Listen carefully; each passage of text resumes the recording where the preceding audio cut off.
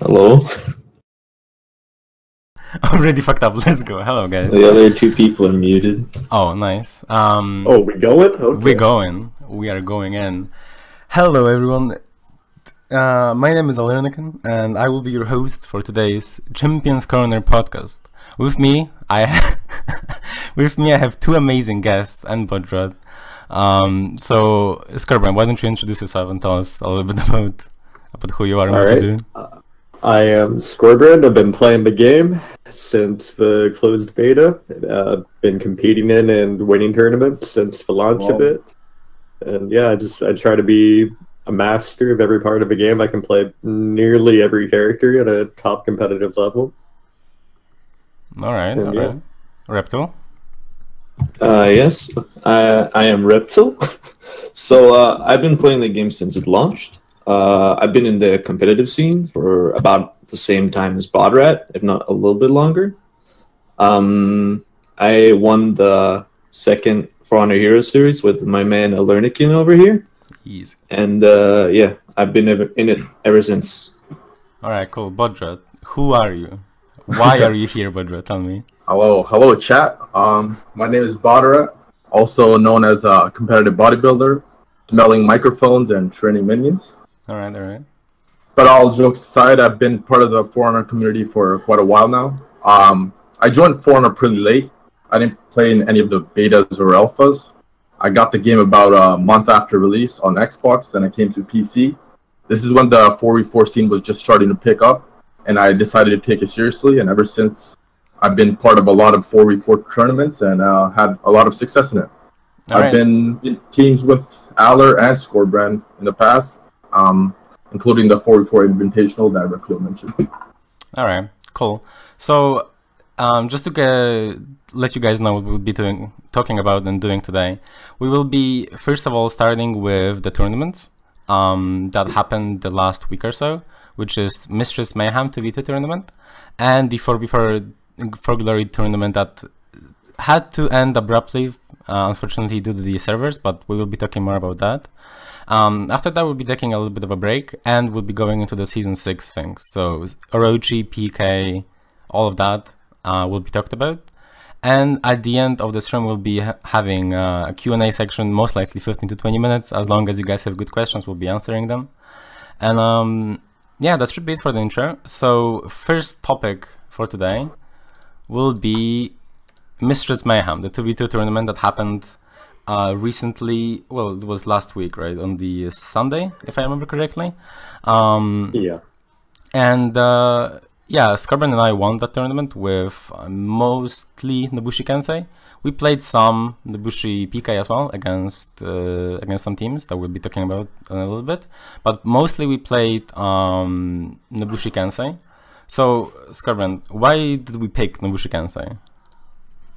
Well, one of the big things about, 2v2 and then team fights and 4v4 and everything is you need to be hard to hit. If your character has any kind of high recovery, it's not good for team fights and 2v2s and all that. So, Nobushi and Kensei are both very mobile. They both can cancel their recoveries in a lot of ways. So they're really excellent for that kind of team fight environment. Alright. Yeah, as I was playing Nobushi, I was having a lot of, actually for the first time in a while, a lot of fun in 2v2, which was not really present there in May, where, if you guys remember, May tournaments were pretty much just Nobushi. Every team that tried to win a tournament had a Nobushi on the team, and it was very, very draining. After every tournament, we would just not want to play for a while because we were so drained. It would be like you play a 2v2 tournament and then you go take a nap. Like you're just exhausted. Yeah, but the nap is a week long and the tournament is also in a week. So it's like it was very, very difficult to keep up with the meta back then and to actually find motivation to play because it was so boring. Nobushi's zone was way too strong. Kensei didn't exist, so there was no. It was pretty much just Nobushi PK or Nobushi Warlord. Those were pretty much the only two other compositions, the only two compositions that you could use. So now we've got a lot more choice, and even though it may seem if you look at Mistress Mayhem results, and the top 4 teams, or at least top 3, all have an Ibushi on their team, but the gameplay is way more healthy.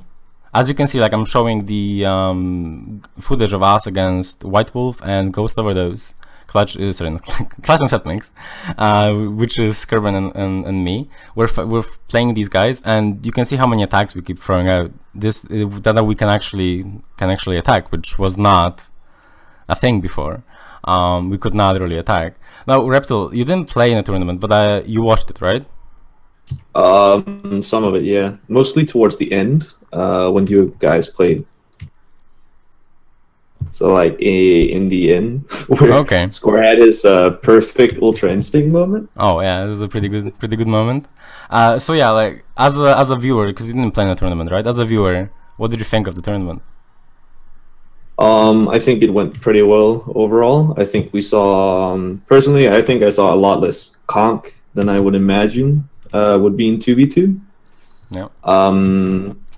I think that in the last games, it was really close on both ends as well. Like every time both teams, when you guys played against Clutch and Setmix, you would always be at like 10 HP. So it seemed like right now 2v2 is pretty balanced compared to what it has been, like you mentioned. Yeah. And Nobu is healthier than she has been. Yeah, I think like even though top 3 teams all had Nobu, it doesn't really tell the whole picture. Like there's a lot of other characters that can be very successful. Like Barricade, like one of the best Zerkers in the game. Him and Clutch are right up there. He was not in this tourney when he was in the finals of the previous 2v2 tourney and nearly won it with Zerker Warlord. And Tree Jack and Niento, they played Kensei. They took Clutch and Setmix down to last map, last round. They nearly eliminated them in the losers bracket. So even though no Conk team made it towards the end of the tourney, Conk still put up a really good fight in this tourney. It wasn't all Nabushi. Yeah, and one thing we have to mention is that Kong PK was banned in this tournament. Bodrat, would you like to tell us why? Why did that happen? Well, Conk and PK? Yeah.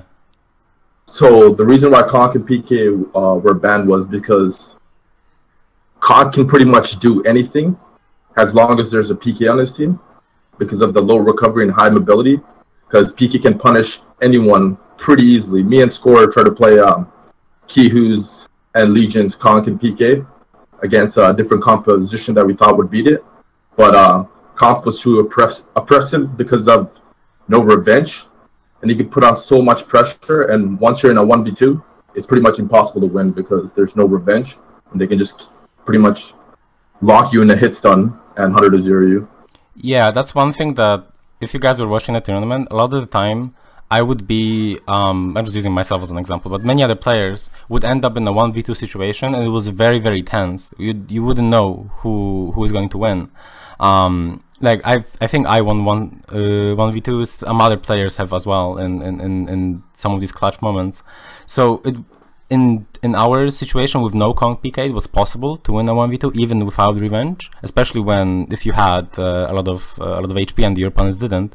But with Kong PK, even if both Kong and the PK were to be 1 bar and you are full health, you get hit by 1 attack, you are dead. Yeah, if you get hit by 1 shield bash, it's over. Yeah, because Kong shield bashes, PK lunges. Kong shield bashes, PK lunges. Kong shield You're bashes, in a hit PK stun lunges. because you can't dodge after you get hit by the lunge, so you can continuously chain the shield bash. Yeah, so that's one thing that I really wanted to mention, because Kong PK, you would think that it was only just 1 tournament that it won, right? So it seemed maybe to some that the decision to ban it was too early, but if it weren't banned, you would only see Kong and PK, or you would just not see some people play in the tournament. I don't know if I would play in the tournament if there was Kong PK, because it's super unfun to play against, and it's very oppressing. You make 1 mistake, as in you get hit by 1 shield bash, you're dead.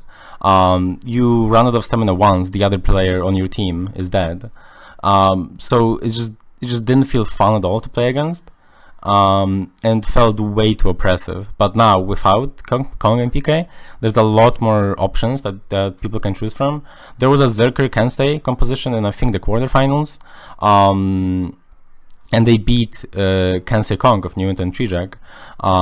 There was obviously our Nobushi Kensei and Ghost Wolf's Nobushi and Kensei as well. There was Nobushi PK, and you could easily switch out Nobushi in most of these compositions. For example, like a Kensei PK probably would be a pretty good composition as well. Zerker did not see any play except that one quarterfinal team, but as Skor said, Baraka just wasn't playing.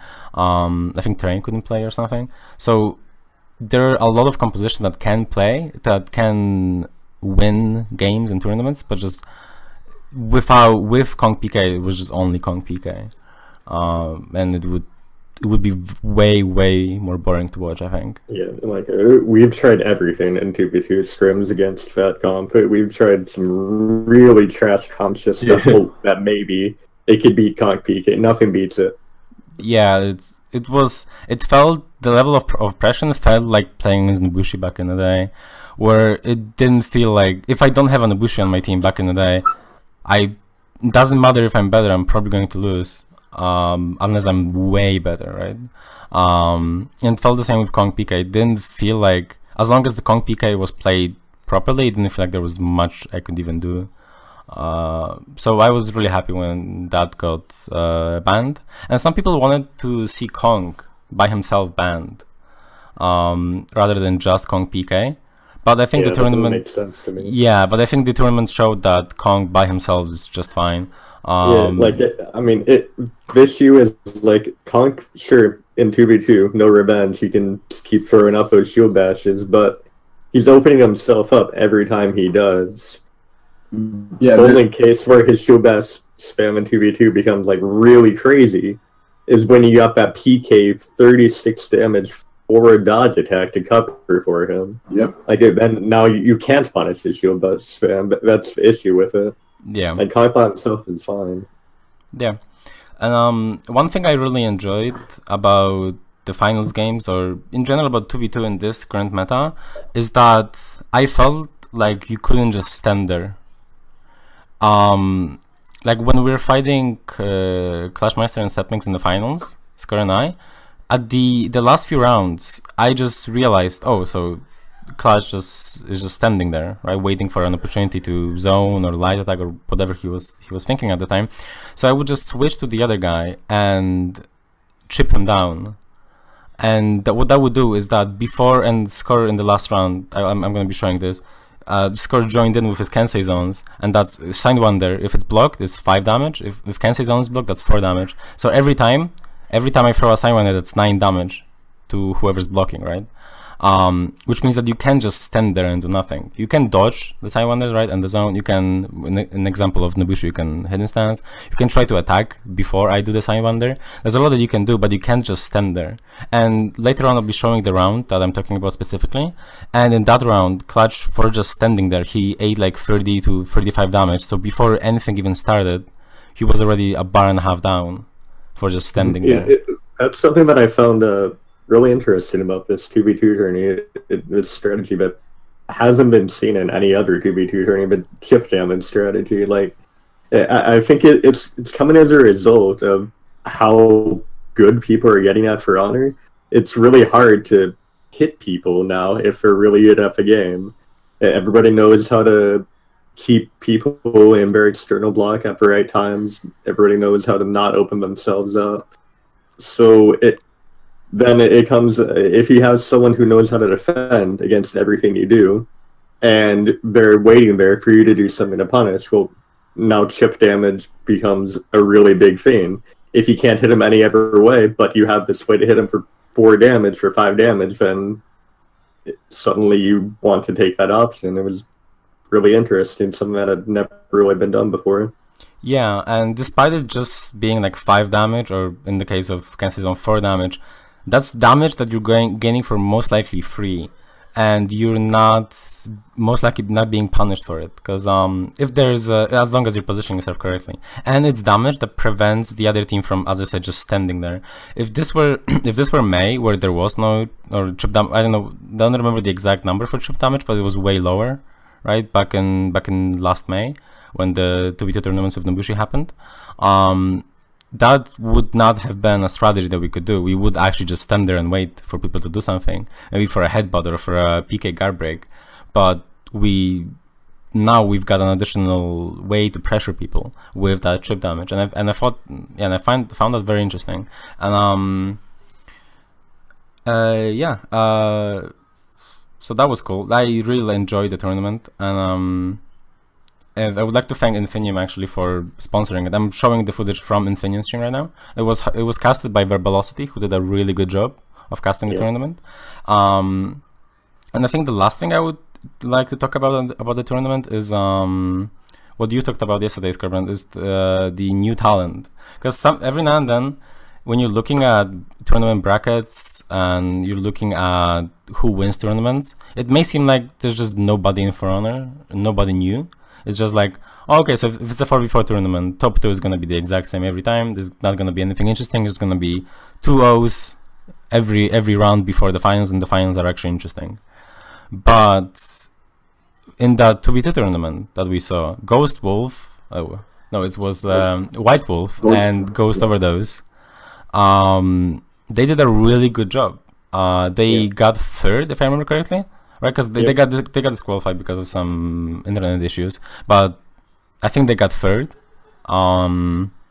They brought me and Skor to the brink of losing. It was 2-0 in games for them. It was a best of 5, right? It was 2-0 in games for them, and it was I think 1-0 for them in rounds as well. So we were really on the brink of just getting knocked out, and they were playing Nobushi Kansei, and we were playing Nobushi Kansei, so there wasn't any composition advantage that we would have, or they would have, and they just played so much better. They played very well. They were the only team that made me feel like I was shit at Gensei. I'd never quite felt like that before, because the first 2 maps we just got straight destroyed 3-0. It's won 6 rounds in a row, and I felt like I could not do anything on Gensei, which obviously it was untrue. There was stuff I could do. It's just they were perfectly playing against me. So I had switched to PK, which I have even more experience on, and hopefully they had less fighting, which was true. We ended up winning with the PK, but it's just see these new names coming out that can thoroughly destroy you. It goes to show that not everything is set in stone. If you practice, if you really try to improve, you can win these tournaments. Yeah, I really want to see both of them join a 4v4 team and play tournaments. Yeah, but like I would also like to point out, like, a lot of people, anytime there's new talent, a lot of people like to blame lag, even though there was obvious lag in those games, but it doesn't take away the fact that they were an amazing team. And a lot of people, even like when Barricade played, he lags, yes, but he's still an amazing player.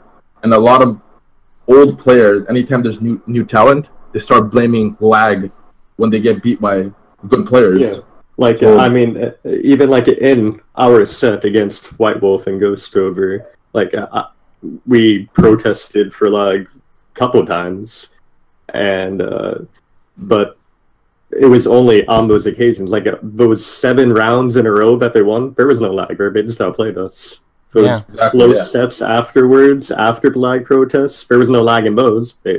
Every round they took, they were outplaying. Like even they're really good. Exactly. Like, people like to blame lag a lot anytime they see new talent, because there can't be any new talent because they're the best. Like new players are coming in, but they get so much hate from just lagging one game, and that's what their whole thing is based on. Yeah, I'm really happy to see new people. They've been playing, I think, 2v2 tournaments for a bit. I think they played in the previous one as well, and I believe they got like 4th or something, so they did do pretty well as well there. I think they got 4th. I think Zach and I played against them in a 2v2 tournament once. That's before they were like acknowledged, and we almost lost to them, me and Ashore. but they got DQ'd because one of them disconnected and didn't come back. Oh no! But I'm pretty sure we would have lost really hard because they were really good at just staying defensive and not taking damage. Oh, yeah, And another same thing happened to me as Score. I felt like I was shit at Kensei. Yeah, they just know how to play against a certain composition very, very well. And as I said, I don't know if any of them are watching, but if you are, I hope you join a 44 team and make something happen. Because in 44 we already have new talent that we're going to be talking about in the future. Well, by in the future I mean like 20 minutes. But getting even more people to play 44 would be really cool, because that is the main mode that we play competitively. But yeah, I mean, if you guys are watching, join a 44 team and play. Yeah. Does anyone have anything to add to the tournament? Oh, that's about it from me. I think we covered it.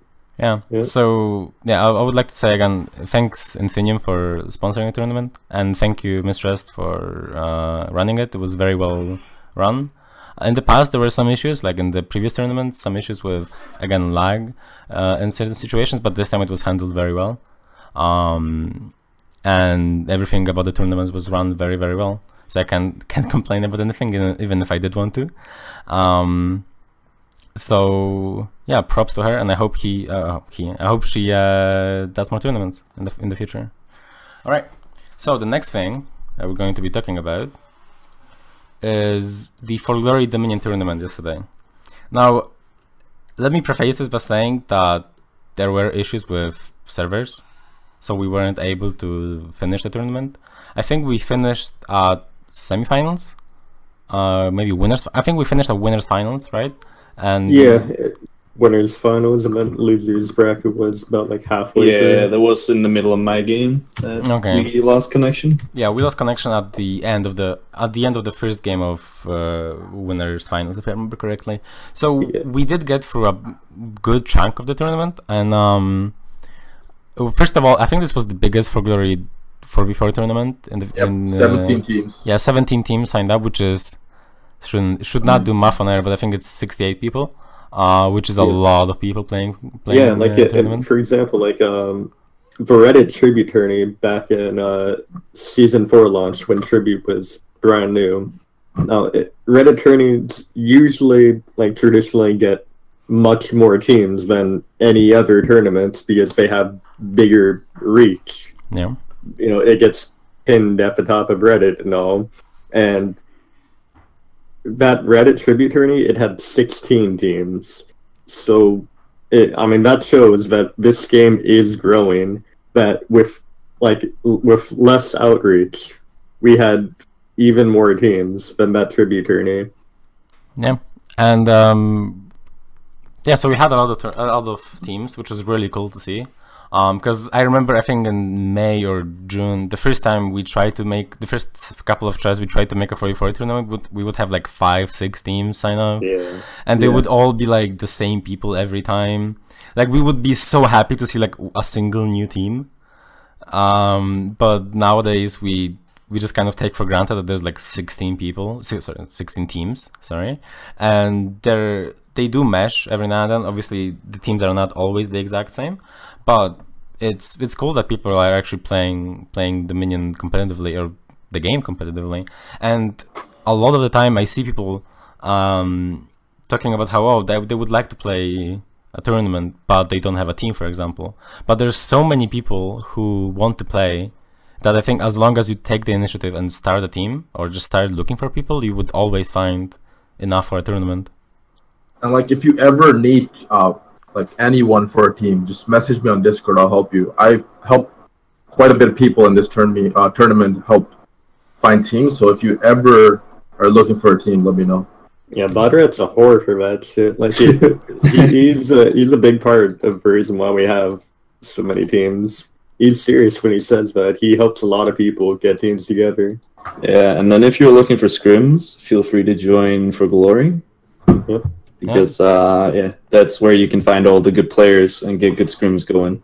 Yeah, !! Discord in the chat for the For Glory invite. And also, if you're on console, you can you can join the Discord that's also there in the command, and that's the For Honor console competitive Discord. So if you're playing on console, and this is most of the time going to be a PC focused Discord podcast, sorry, but not always.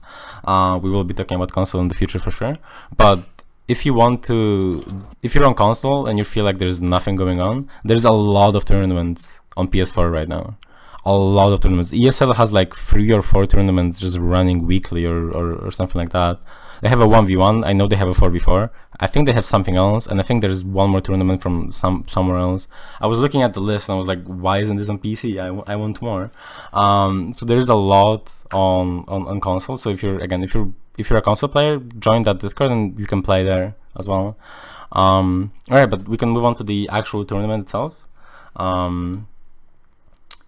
Let me just make sure we've got everything. Okay, so I'm playing footage from Skeptic's stream because we wanted to talk about Skeptic's team a lot.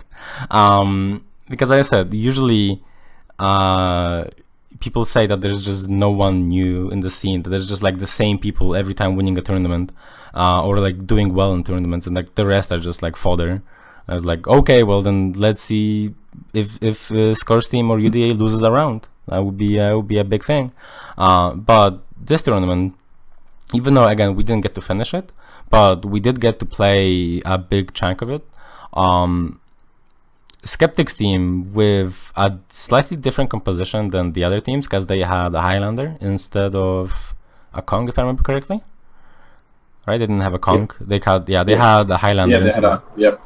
Yeah, and they ended up making it to the winners finals over, I don't know how to call your guys' team, just Skor and the Canadians. Skor and the Canadians. Yeah, they ended up making it, winning against them in the winner bracket. And yeah, I mean, they 2-0'd us. Second game was very, very close, but yeah, we got smashed by them. They're really, really good. Yeah, they're really good. Like, even I think someone was telling me yesterday, they practice a lot. Anytime they're in For Glory, they're always looking for scrims. Yeah. If they can't find scrims, they're doing 2v2. If they can't find 2v2, they're 1v1ing in minion lane, which is amazing. Yeah, I was talking about that. Like, in the future, I would want to do a podcast about how, at least a big topic about how to improve. But these guys are just improving at a very, very rapid rate.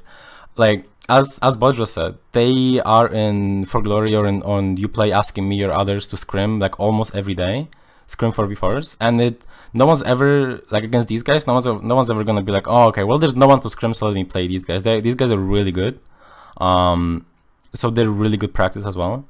And for the past week or 2 weeks, I've been scrimming against them a lot, and you guys as well. I know Skorbrand and you bodrat, I think you played against them as well. So we've been playing against them and they're really, really good. It's never easy games. And in this tournament specifically, they had a Highlander on their team. Now, why is Highlander good, or is it that their player is really, really good, or is it both? What do you think?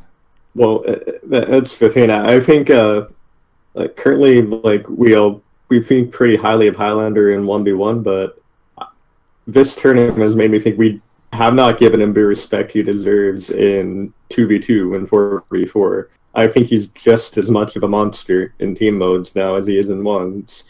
Like, there were, I think, 3 different teams with a Highlander. Skeptic's team, Sloppy Noodles was on another team, and then Rusty was on another team. Yep. And, like, when you fight any of these teams, you're always afraid of this Highlander. Like, half of your strategy discussions are like, okay, what do we do about this Highlander? He's destroying us. So he's a really, really big threat. It's just that damage output. 40 damage unblockables every second, you need to be afraid of that. Yeah.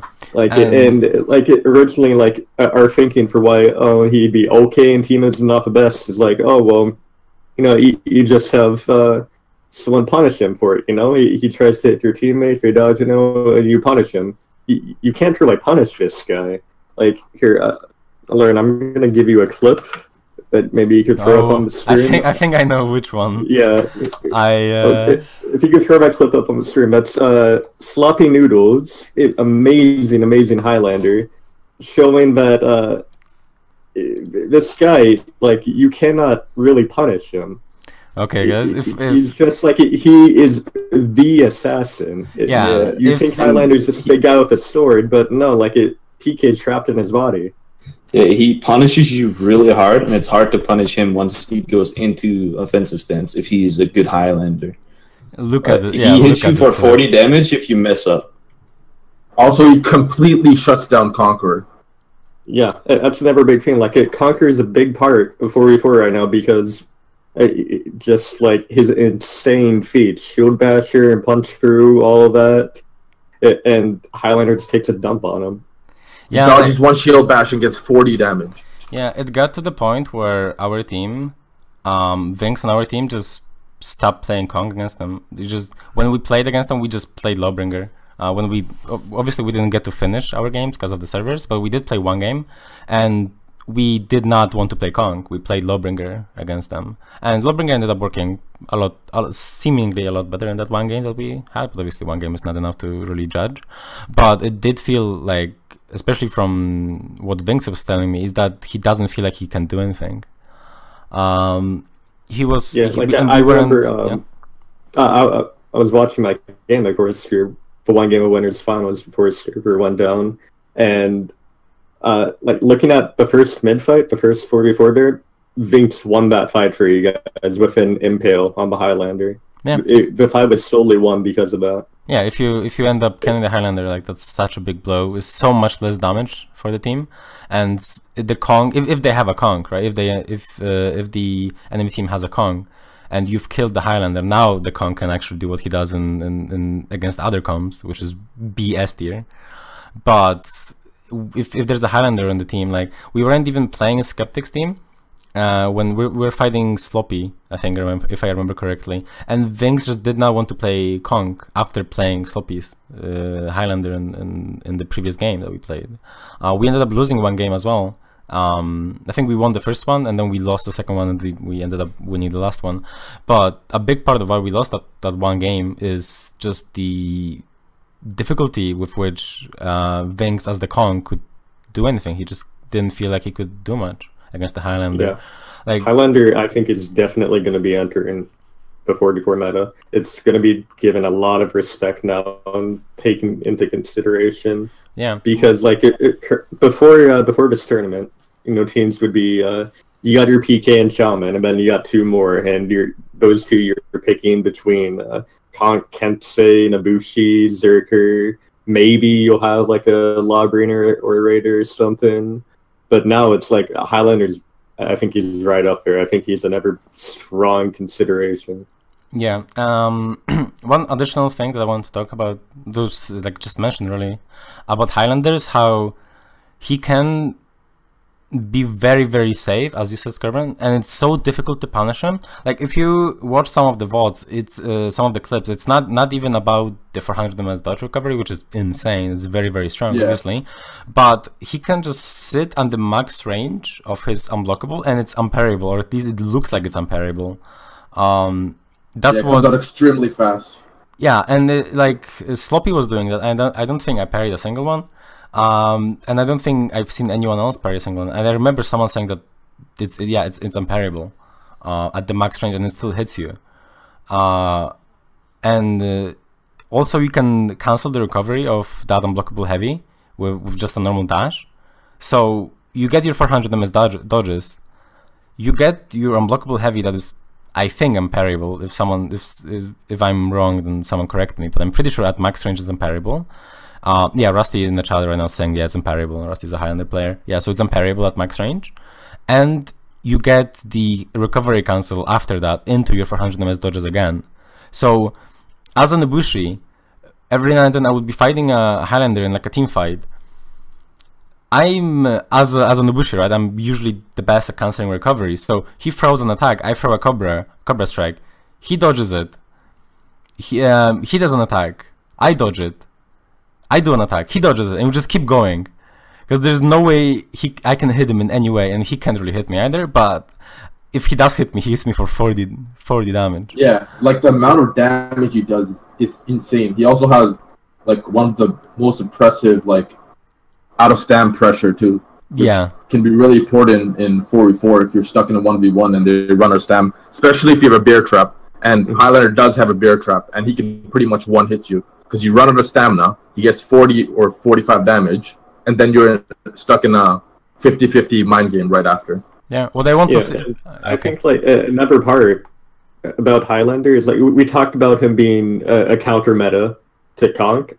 I think he's counter meta to PK as well in the team fight aspects, or PK can beat him in a 1v1. But like PK's role in a team fight, right, is to be sitting at the edges and looking for good moments to use for 36 damage for a dodge attack upon his stuff. So, like, you try that against the Highlander, it's not always going to go your way. He might just end up dodging, and now you're eating 40. And that was something that we found when we were fighting Skeptic's team, is that we were dying at extraordinarily quick paces. Like, we're all good players, right? We all know how to turtle up. We all know how to survive, get our revenge. It was not happening against Skeptic's team. Like, in seconds, we would be dead, and because of his Highlander. We would get kicked once, and like our whole health bar was just gone, Yeah, it's worth to mention that the other parts of the composition they weren't like random characters. There was Nobushi, Highlander, there was Highlander, Nobushi, PK, and Shaman. So it was a really good team composition, even if Highlander were bad, right? Even if Highlander wasn't good, but with Highlander being really good, and that composition adding so much damage and so much, you know, ganking possibility as well, and so much everything, really, team fighting, you have pretty much the standard composition, but with a Highlander instead of for example, a Kensei or a Kong, and it looked like it was just destroying people. Like against like when we were fighting Sloppy's team as well, like it was very, very difficult with a Kong on our team. Sphinx was saying that anytime he would go into a full block, he would just 40 damage. Anytime he would try to punish someone with a full block, 40 damage. It just didn't feel like he could do anything. So yeah, I mean, I'm excited to see more Highlanders in season 6 if they end up being more playable. I hope so.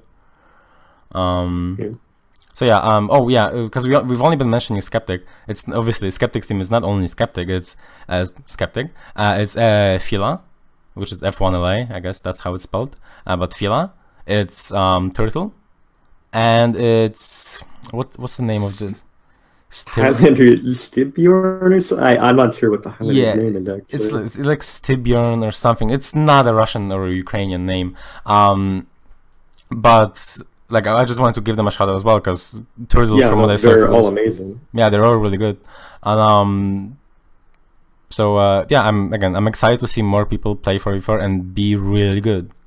Yeah, like it just shows that like with practice, like anyone can get to that high level. Like you see like Nuento, Quilt, and Treejack's team, where they're always asking for tips and advice how to improve.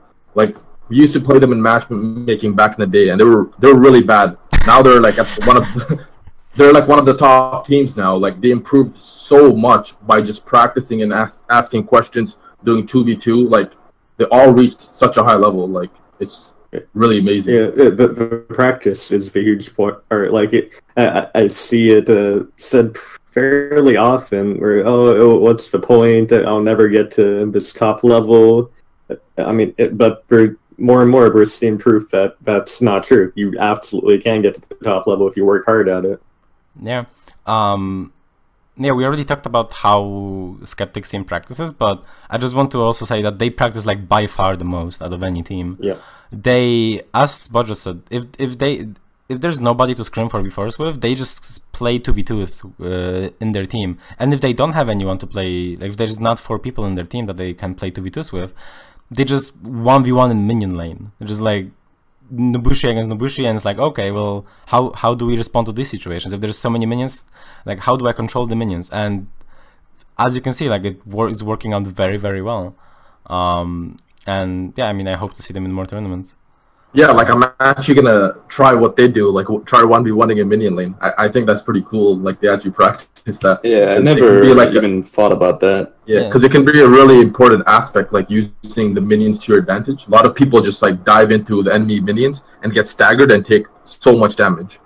Like Yeah. it can create a lot of like help you with a lot of situational awareness, which is amazing. Yeah, like Skorbrand and I saw that on Skeptic stream, and we immediately tried it out, and we didn't play more than like 3 sets or something, but it was still, it felt like, oh, okay, so this is actually a really good way to improve, to practice, and in the future, again, I would like to do more of that, because I hope that like this looks like something that could really help, and it clearly does with how they've been playing. So yeah. Generally, just to sum up, excited for Highlander, excited for the team, and just to go back to Ghost Overdose and White Wolf, I hope they join a team and they play in forever tournaments. I think Ghost played in this tournament, right? Yeah, Ghost. Yeah, he did. The French team. Yeah. Was a part of it. Why so salty? Yeah. Yeah, so I hope he finds a good team. And no, I'm sorry. No, I hope they play the White Wolf and Ghost Overdose play more together and find a 4v4 team, and it would be really cool to have another team. That'd be really good. On top of the already 4 or 5 that we already have that are really top level. So yeah, so this has been going on for about 40 or so minutes, I think. So what we're gonna do now is we're going to be taking up, unless there's something more that you guys can want to say about the 44 tournament or anything about that. I mean, we should talk a bit about TOing and decisions made. Oh yeah. So. yeah. Okay, yeah, go for it. Okay, so wait, are you talking about the Endervex? Well, I'm talking about like, the whole issue with the servers going down, decisions made there. Okay, Allard, you can talk about that. I was gonna just advertise like we need staff for. Oh, okay. All right. So what happened is that actually, let me just start the game just to make sure there's nothing on the stream. So after this game I'm showing on stream right now, which was Skeptic's team against our team, after the first game, servers went down, and for I think ended up being an hour or so. And with the tournament start being at, it was I think 11 p.m. for the Russians, or at least for I know not all of them are Russian, but I think Turtle was saying how for him it was already like 2 a.m. or for me it was midnight. So he's for sure Russian, right? So for them it was already so late, and if we wait an hour and the servers, even if the servers do end up coming back in an hour, that's already an hour that they've wasted, and obviously we can't make everyone stay up until like 7 a.m. or 6 a.m. playing a tournament. Because there was still a lot of the tournament to go. We only entered like the second half of the tournament, I would say. So what the initial decision was to postpone the tournament for next week, next weekend, which ended up not happening because there were a lot of issues with teams not being able to participate. For example, I can use the example of my team where Clutch would not be able to play, so most likely our team would not be able to play because we wouldn't be able to get a sufficient sub. And there was, I think, 1 or 2 other teams that would lose at least 1 member, which was just a big issue because then obviously that's a completely different tournament a week later. So what we ended up doing for a bit was to cancel the tournament and make the next tournament. I say we, I mean Endervex. He obviously was talking to us, but he's the tournament admin. So what Endervex ended up doing is that he ended up canceling the tournament and making the next tournament in 2 weeks, which was going to be I think on the 19th. Yep. And unfortunately with that there was also an issue with Skeptic's team not being available. I think Clutch would not have been available either. I think someone else, but I'm not exactly sure. Sloppy. Yeah, Sloppy could. Yeah, so there was still a lot of issues with that, and we would just end up not having 2 of them 3 best teams, and maybe someone else as well, like I said, Sloppy, so maybe that's even 1 top tier team that just can't play. So what might happen is we might end up doing the tournament on the 26th, but right now I don't think anything's confirmed yet, so I don't want to make it sound like it's confirmed, but that's most likely going to happen. And yeah, I mean, I think that was the best decision to be made, because otherwise we're either getting a situation where just half the teams can't participate, and we're having a completely different tournament if we just postpone. If we cancel and we do it on the 19th, again, we only have like 1 or 2, well, not 1, but we have like 2 or 3 top tier teams instead of 5 or 6. And I think doing it, like delaying it, is the best decision. What do you guys think? Yeah, more teams the merrier. Like you said, two out of like competitive teams won't be joining, like Clutch's team and Skeptic's team, and I don't think anyone minds it being hosted just a week later, just so more teams can join, because we want this scene to grow, so it needs to have a competitive aspect to it also. That's my opinion.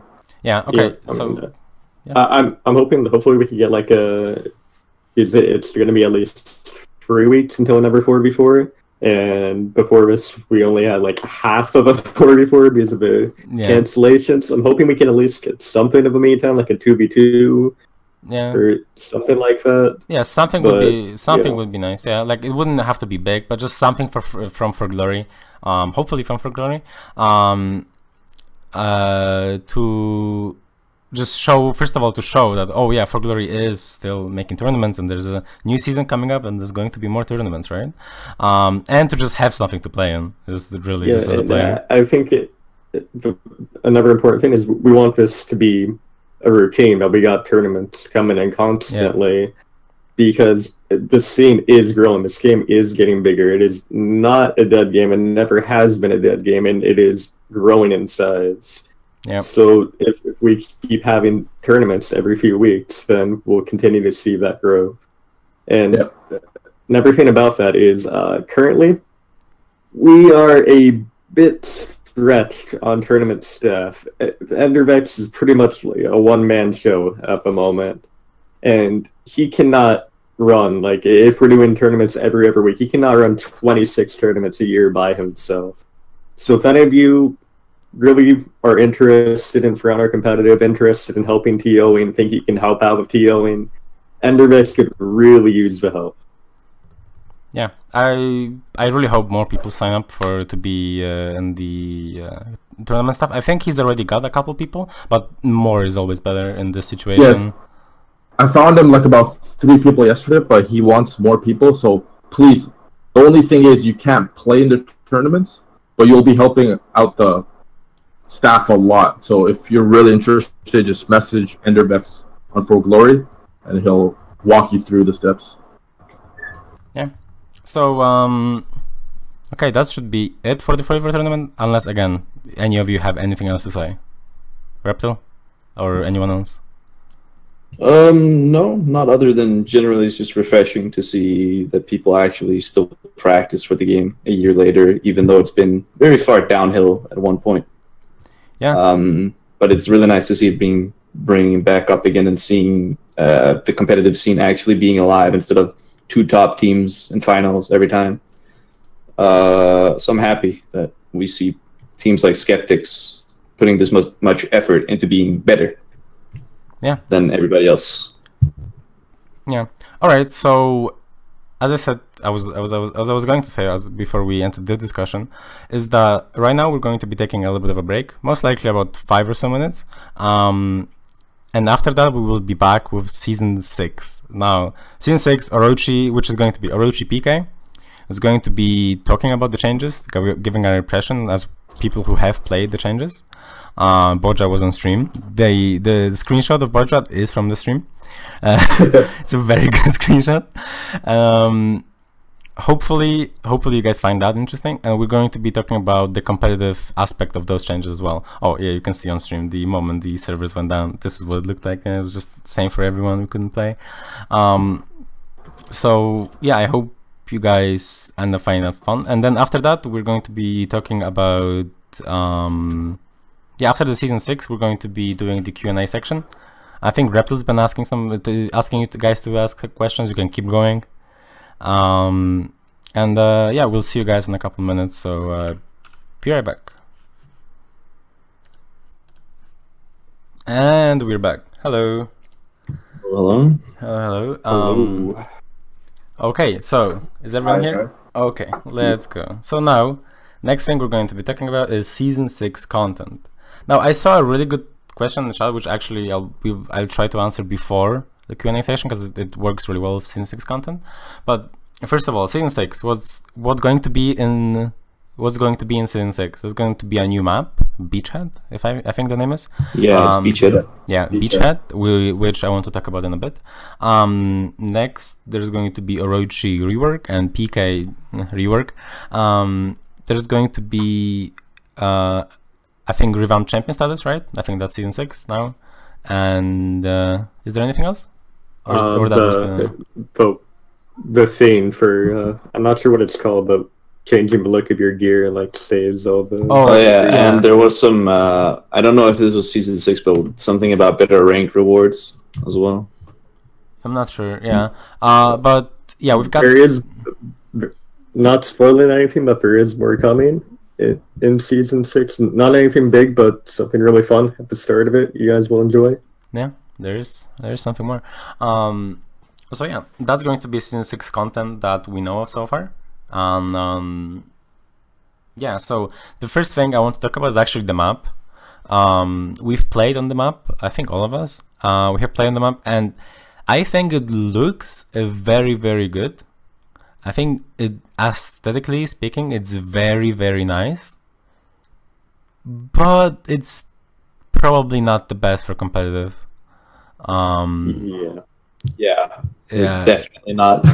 Yeah, I think it looks very, very cool, and if that's what they were going for, rather than trying to make this like super competitive, which I mean I'm fine with, we've got a lot of maps that are good, then I think they nailed it. I think it's a really cool map to look at, very nice visuals, but as I said, it's most likely not going to be very competitive. Yeah, aesthetically it looks really good. Like people that just do like casual matchmaking, they will enjoy that match a lot. Yeah. And yeah, the issue is that it's very, very small. It has, I'm not sure how small it is compared to Shard, for example. I'm not exactly sure, but I think it's around smaller. Yeah, or even smaller than Shard. Yeah, I think it's around smaller. Yeah, I think it's, well, yeah. Issue it has a lot is there's a lot of ledges, and like contesting points is really, really awkward. It has a good midpoint that feels pretty good, but specifically there's contesting A is very awkward. Yeah, there's a major problem with the midpoint. Actually, I'm gonna post a screenshot of learn that you should put up. Okay, so there is an attacker advantage on this map. A lot of maps have an advantage towards one side or the other, and the attacker advantage is from the mid lane. When attackers have control of the mid lane, the minions body block entrance to mid, and they body block it with a ledge on each side. So attackers controlling mid, defenders have no access to mid, no safe access anyways. It's kind of a big issue. I'm not sure why they put the line up that far. Yeah, so I'm showing on screen right now what's going on here. Yeah, like what Skr said, it doesn't, it looks very, very weird. Yeah, it's slightly unlucky, but again, like if you're just like playing the game just to have fun, I think it's going to be a really cool map to play. It's just that it's not going to be very competitive. Yeah, and like a big issue, I mean, a big unfixable issue is the size of the map. Yeah. You know, there's always on Reddit and everything, fucking death ball discussion. You know, that fucking meme. So on death balling is a thing. If there's a big skill difference, it can be a thing, just because it doesn't matter how you play then, you're just outskilling your opponent, you can play however you want. However, it is also a thing if the map is too small. The reason why some maps are banned in competitive, like a River Fort or Forage, is they are not big enough to be competitive. Gauntlet is a really good example, where you hold down the gates. I don't want to talk about that one. Teams can competitively death ball if the map is too small. Yeah, and additional thing is that on that map, all the side points are they're very awkward. Like they have like corridors that are very tight, and there's like a bridge to cross. It's like very, very easy to just stop your opponent from being able to even do anything. Like if there's a map you want to play Shugoki on, this if you're a Shugoki player, you can probably play Shugoki on that map. It's a very someone asked actually if it's Gauntlet level bad or if it's like Riverford level bad. It's not Gauntlet level. I don't think we will ever see anything that is Gauntlet level bad. I hope we will never see anything. Gauntlet was an achievement in fuckery. Holy shit! You have to try really hard to make something as bad or worse than Gauntlet. So I hope that doesn't happen. But it's not like a terrible map. It's just pretty bad in terms of like actual competitive side of it. But again, really cool to look at. All right, so now that we've got that out of the way, we can talk about the new PK. That's how I titled it in my screen. So new PK. Bodrat, you were there at the event, so maybe you can talk to us about the PK. What's changed? So she had a major like damage change. So basically, all her numbers have been drastically reduced in terms of how much damage she does, which I think every competitive player agrees, like, she was doing way too much damage for the size she was. And 49 damage heavies, by the way. Yeah, 49 damage, doing more than Raider heavies. So the damage nerfs were needed. She still has her fast zone for an MS, which it's good because that's her identity. That's how she should be, like, that's how she's played.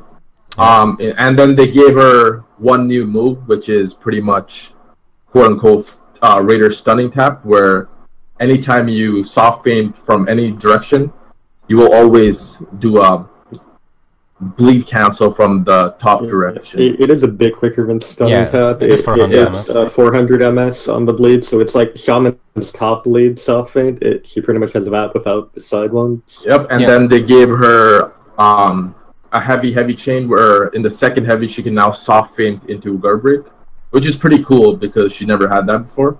Yeah, but other than that, well, also I'm sorry to stop you, but on the second heavy she now can do pretty much everything because she can. I'm pretty sure she can dodge cancel it, right? And she can cancel soft feint into the bleed. So the idea here is the second heavy is almost never used, right? Unless it's to make someone parry on light timing, thinking it's a light, and then you do the heavy, right? But other than that, it's not really used. So I think their idea is to make it so it's actually a usable move. We will see if it ends up being that. But adding pretty much every option that PK has on her heavy to her second heavy is, I think that is a good change. The cool thing I found about Bleed Stab was it had a really amazing tracking. Like, it would track early dodges and even rolls at times. Like, the tracking was pretty insane on it when I was playing against Oscar off stream. Oh, okay. Which is pretty good, and for target swapping, it's not bad either. Okay. Like, it might seem like a meme move, but it could be useful in certain situations. Yeah. So that's nice. Oh, by the way, I just want you guys to know, when we're talking about frame data and we're talking, for example, 400 ms, that is 400 ms. Like, if you go into a game against a bot and the bot does the move, that is 400 ms. But the actual move in online, it's not going to be 400 ms. It's going to be 333. So just to let you guys know that it's not going to be 400. It's going to most likely be, unless they buffer it, it's going to be 333 ms. The only exception to that in this episode is Orochi Starmash, which we'll be talking about later. But just so you guys know, frame data is going to be quicker online. Okay, so the new PK, let's say, when it comes to her damage, Bojo, do you want to talk about the actual changes when it comes to damage? So her first light is, I believe, 13 now. 15, and the second one's 13. Okay. Yep. And heavies decreased from 49 to, correct me if I'm wrong, to 31. 31, yep. 20 plus 10. Yeah. So from 33 plus 16. Yeah, as you can see, like, those are huge damage nerfs. Yeah. Like, she used to 49, now she's doing 31. Like, it's crazy. And Skor, you talked about the dash attack, since I'm not 100% sure. Yeah, so on live, her forward dodge attack is 36 and the side ones are 31. Now they will all be 26. So that's a huge nerf for her in team modes because that was her main tool, the forward one. Yeah, but it is still, just to let you get, 26 is still really good. Yeah, 26 is still a lot of damage. Like that's, you know, the same as like Signed One, just slightly more I guess than like Signed One there. So it is still, yeah, it's a Cobra. Except like, you know, a big part of the damage is already like not a bleed. It's direct damage. So it is still that her lunges and everything is still, those are still good moves. It's just that they're not insane though. Also, like someone just reminded me in chat that her zones also went from 20 to 15. Yeah. Yep. It is still 400 ms. Oh, yeah, it is still 400 ms, but it is 15 though. 400, 333. Yeah, it's the exact same in terms of recovery and stuff. It's just the damage changed from 20 to 15. Yeah, none of her speeds changed, which is good. Nothing was made slower. The second light isn't 500 ms. The zone isn't 500. Everything is the same speed, which is good. Yes, speed was never a problem. It was the damage she did. Yeah, so now the damage is not a problem.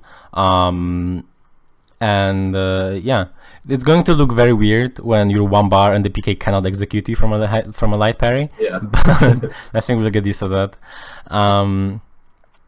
So yeah, for the PK changes, that should be mostly it. Now, dodge recovery as well. Oh yeah, 600 on side dodge. Yeah, that's really big. Good change. Yeah, that's really big. 600 ms on side dodge instead of the insane 500. 600 is still really good, right? Don't think it's terrible, but 600 is what most characters in the game have now. We started off at launch with I think 5.5 if you count Warden characters that have 500 ms recovery. It was Nobushi, Warlord, PK, well now with Shaman and Aramusha 5, and Warden with his is kind of a weird situation, but technically he has 500. If he's out of stamina, he always has 500. So we had 5 characters with 500 ms dodge recovery. Now we have 2, Shaman and Aramusha. Now I hope they change Shaman as well. I don't think Shaman should have 500. I don't think any character should have 500, but if there is a single character that could have 500, then Aramusha, just so he has something that would just because he doesn't have a dodge attack. He doesn't have a dodge attack, yeah, he doesn't have a dodge attack, but still, I mean, like, there's every characters that don't have a dodge attack, and 500 is not fine of him. I think the only reason we're saying 500's fine on Aramusha is because Aramusha is not a fucking hero. What the fuck is that thing? Like, if you could imagine Aramusha being a real character in this video game, you would not be okay with 500 on him, then. Yeah, it's just difficult to imagine, you know? It's difficult to imagine like Ronin or Aramusha existing. It's kind of slightly difficult, but yeah, once he becomes a hero in the video game, I might change my mind. Most likely will. All right, so for the PK changes, generally speaking, I would say they're positive, but there is a lack of compensation in terms of offensive. I mean, sure, all these changes are good. PK need a nurse. It just, why are they calling this a rework? This is not a rework. Yes, it's not. This is a PK nerf. PK needed a nerf, but they didn't add shit. They added a fucking stunning tap. They added stacking bleed. Well, okay, you're not gonna fucking hit anybody with PK. Like, sure, you could have people just in matchmaking, but I'm talking competitively. PK she has not been able to attack, and she will not be able to attack in competitive. Yeah, unfortunately, that's what it looks like. Those changes to PK, the nerfs were all needed, but she needed buffs as well, and she didn't get them. She did get one, the Dagger Council. Probably gonna work at the beginning, but once people get used to that, that's probably not gonna work. Yeah, exactly. To put quickly into talking about that, about how PK is gonna be in 4v4 coming into season 6 still because of her feats. Where would you guys put her? Well, we're going to be talking about that slightly later, but she will still be playable. Like, don't think she will be removed from the game. We'll still see her in competitive. Yeah, you will still see her in competitive for sure. And someone asking, is she on Centurion level? No, she's not. She's higher than Centurion. Yeah, no, she's still okay in every mode. Yeah. It's just these are boring changes, right? Like, Yeah, you go it's through not the a time rework, to yeah. develop it, in quotes, a rework, and you come up with this shit. Like, it's just like I don't know why you would go through the effort of calling it a rework if you're not going to change anything about the hero. I don't know. Yeah, Score's not a happy boy. I am not a happy boy. I mean, I remember. I think if we're on here talking about stuff, Yeah, I think we should be putting them on blast for bad changes. And I mean, all the changes to PK are fine, but they could have done so much more. So as a whole, I think this was it was just a huge. I'm not sure how to put it. Like, they dropped the ball on PK. Yeah, like we are about to be nice to Ubisoft for Orochi, but we have to be mean to them for this one as well. There's just nothing interesting going on with PK. I hope she gets some changes in the future. Hopefully. We'll see if she does. But she still needs changes when it comes to her offense, because nothing Yeah, really she changed. feels extremely sloppy now just because she doesn't do that much damage. And then she has no pressure at all in neutral. At all, because you can't do anything. Yeah. I think like a big goal of a rework should be it should get more people interested in playing that hero, right? Like, you look at Conk, Zerker, Kensei, tons of people trying them out like, oh wow, I really like playing this hero now. I didn't like it before. Who's gonna like playing this new PK? Yeah, I was about to say, like, the Orochi rework that we're about to talk in a bit, that's the rework that Orochi players, they will most likely like. People who already like Orochi, they would play Orochi. People who didn't like Orochi may play Orochi now, and they will definitely try him out. I don't know if they will like him, obviously it depends on the person, but they will definitely try him out, and there's a big chance that they will like him because he's a really good hero. PK, people who liked playing PK might stop liking playing PK now. And people who didn't like playing PK, there's nothing new for them to try out to the hero, and there's no way more people are going to play the hero. Most likely less. And yeah, me personally, like, I won't be playing PK anymore. Like, I just couldn't. Yeah. Just can't. All right, so this was slightly negative, but let's go to the actual positive part now. Orochi, no unblockable, so he's bad. Am I right? Yeah. Yes. All right. Yeah, PK was really bad before. Okay, so now the Q&A guy. Okay, now the Orochi. Now, for the Orochi changes, first I think we should talk about the frame data and the things that... actually, no, first we should talk about the changes now.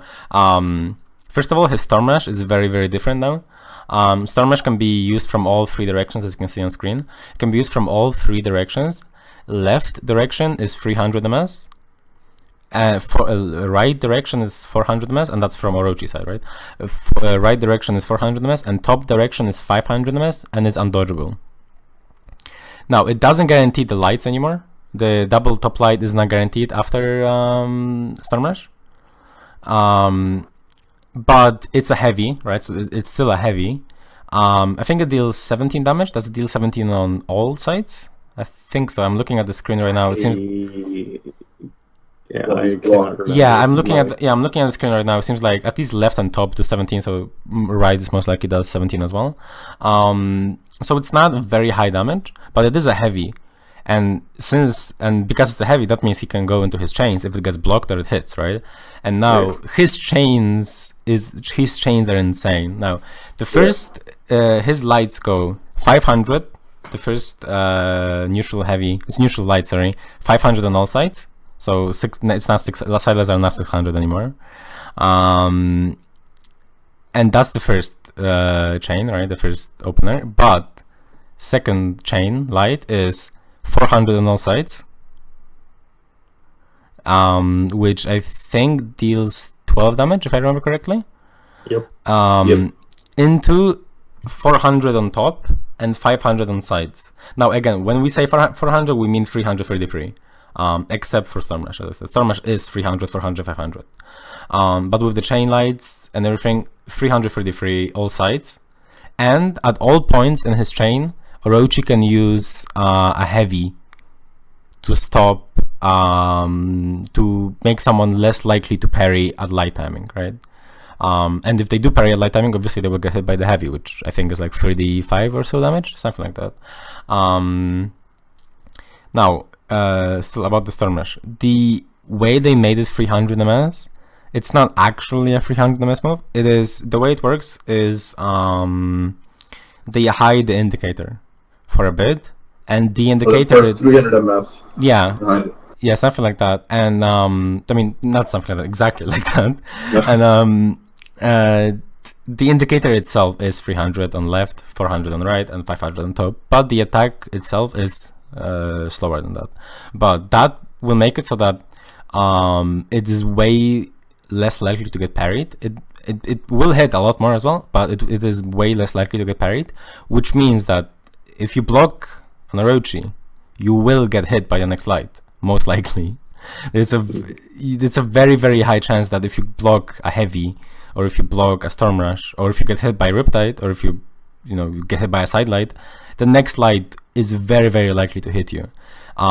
Just think PK second light, right? That hits a lot, and Orochi has more ways to get into that light. I think something important to bring up about Storm Rush is when we say from Orochi's right, it's 300 MS, you guys might be thinking, oh, holy crap, that's 100 MS quicker than PK Zone. Well, it's not, because as Lern mentioned, there's no reduction to Storm Rush's speed online. Yeah. Whatever they've done with it, with the hiding indicators and everything, it does not get reduced online. So it's only 33 MS quicker than PK Zone. Yeah. Online PK Zone 333 MS. Online Storm Rush from Orochi's right 300 MS. So it's a little bit quicker than a PK Zone, but not much. Yeah. It's really not going to be much difficulty blocking Storm Rush, right? You hold in that quick direction, then you react to the Ever2, but it won't be very easy to parry it, and Orochi gets rewarded if you block it, because he gets into his chain then. It also has more, you get more mental preparation time for getting Storm Rush, because he backdashes. Yeah, it's a stance, right? So first he goes into it, and then you have a little bit of time to prepare yourself. So it will also be easier to react to, simply because you have the tell. Okay, so about Storm Rush, oh, actually one more thing about Storm Rush. They removed the Storm Rush soft feint to guard break, because that was insane. But you can still hard feint and guard break. Yeah, you can. That's another buff that they did to it. You can hard feint into, like, at any point before committing to the attack. You can hard feint the move. The reason why it was insane that he could just cancel Storm Rush into guard break is it was basically a back dodge recovery cancel, right? A big point of balance lately has been back dodges. There's a big back dodge nerf for every single hero pretty recently. So if you have this hero that can cancel his back dodge and have like barely any recovery on it at all, just instantly be able to tech out of it, that shouldn't really be a thing. Yeah. Okay, so we've got Storm Rush covered. Storm Rush is a big part of the hero now. That's why we took some time to talk about it. Yeah, Riptide is the next one. Riptide deals, I believe, 22 damage. I'm looking. Damage. Yeah, I'm looking at the VOD right now. 22 damage. It's 600 MS. It is 600 MS, and it's target swappable. Yeah, that's first thing. It's target swappable, but it's a light now. They changed the input from I think was back heavy, right, to back dash light. Yes. Yeah, much easier input now. Yeah, you don't have to have your guard on top and press back or whatever. You have the back dash and light. And it's pretty fast, and you can punish all unblockables in the game. Yeah, you can punish things very well.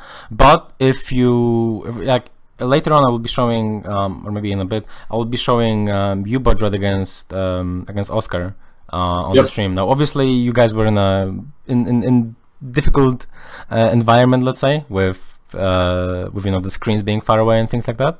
But what you will see is Oscar punishing PK light on read. Like he would like see an indicator and he would just Riptide, and if it turns out to be a light, he can punish the light before bodrat can do anything as to PK. So it is a really good punish tool, but it is 600 ms. Well, online 533, but still, it's a 600 ms move. So if the Orochi reads incorrectly, it is a parry, and it's a light parry.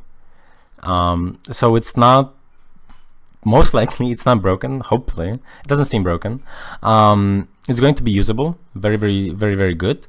And as Reptil said, you can target swap it in team fight, so that's going to be a big part of his toolkit. But it's not going to be very, very oppressive. And it does deal 20 damage and it's a light parry. Okay, so that's Riptide. Is there anything else? Oh yeah, the dodge cancels. Yep. The dodge cancels are, is it from only finishers or is it from all attacks? Like I believe it's finishers. It's only finishers. Okay, so on all finishers, or is it heavies only? Yeah, it's heavies. Okay, so Heavies. on all heavy finishers, Orochi can cancel his recovery with a dash, which may not sound like it's amazing, but it's really, really good.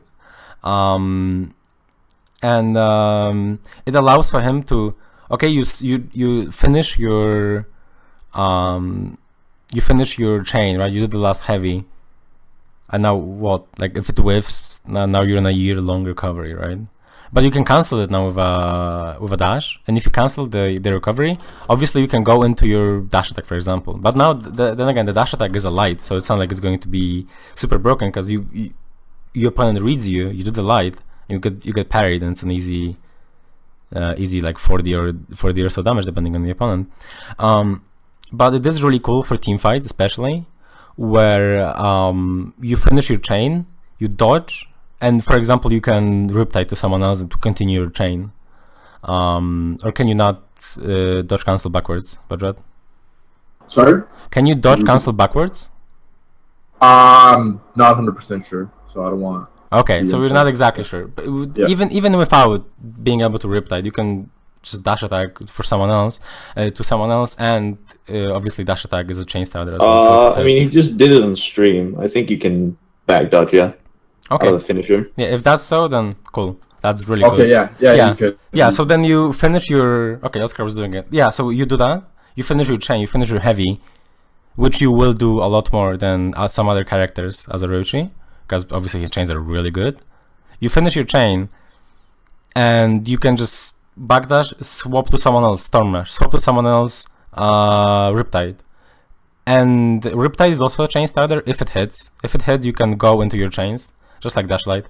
If the Dashlight hits, you can go into your chains. So there's a lot of ways for Orochi to end his combo and just start it back up in a team fight or in like a 2v2 situation or something like that. And so I find that really cool. He's going to be a very, very cool character. I think I will be picking him up. I don't know if competitively, but for sure just for fun. Same. I will definitely be playing him. Yeah, I'm gonna be playing him a lot in MN. Yeah, he's really, really fun. Okay, so what I want to talk about now with Orochi is, because I think that's all the changes, right? Or is there something else that we forgot? No, that's about it. Okay. So the next thing I want to talk about is many people on Reddit, or not, I don't know if Reddit, on Discords, have been telling me that the Orochi rogue is bad because he doesn't have an opener, so he can't attack. Now that's not really true. That's not really true. Obviously, as you can see on the screen right now, like Orochi is super quick, and he's a character that Ubisoft managed to make so that you get punished for blocking without an unblockable, and it doesn't feel cheap because you fail to parry, for example, a one attack, but it doesn't mean the next attack is free. He still has to hit that attack, right? And there are still mix-ups and mind games you can do within those attacks. So it doesn't feel frustrating, at least as long as you know what you're doing. And it doesn't, and it's a solution that doesn't have an unblockable, and the character is still really good at attacking. I think this is the first time they've done something like this. Because PK could. What do you mean? We have the PK rework. Oh, actually, that is correct. PK can attack very, very well. Yeah. Yeah, the rework really changed her. But no, like seriously, this is, I think, the first time they made a character that can actually attack without an unblockable, and I like it a lot. And yeah, like it doesn't feel cheap because someone says Aramusha has a zone that's unblockable, but Orochi hits you once, or you block one attack, and then you don't take the 12 damage, right?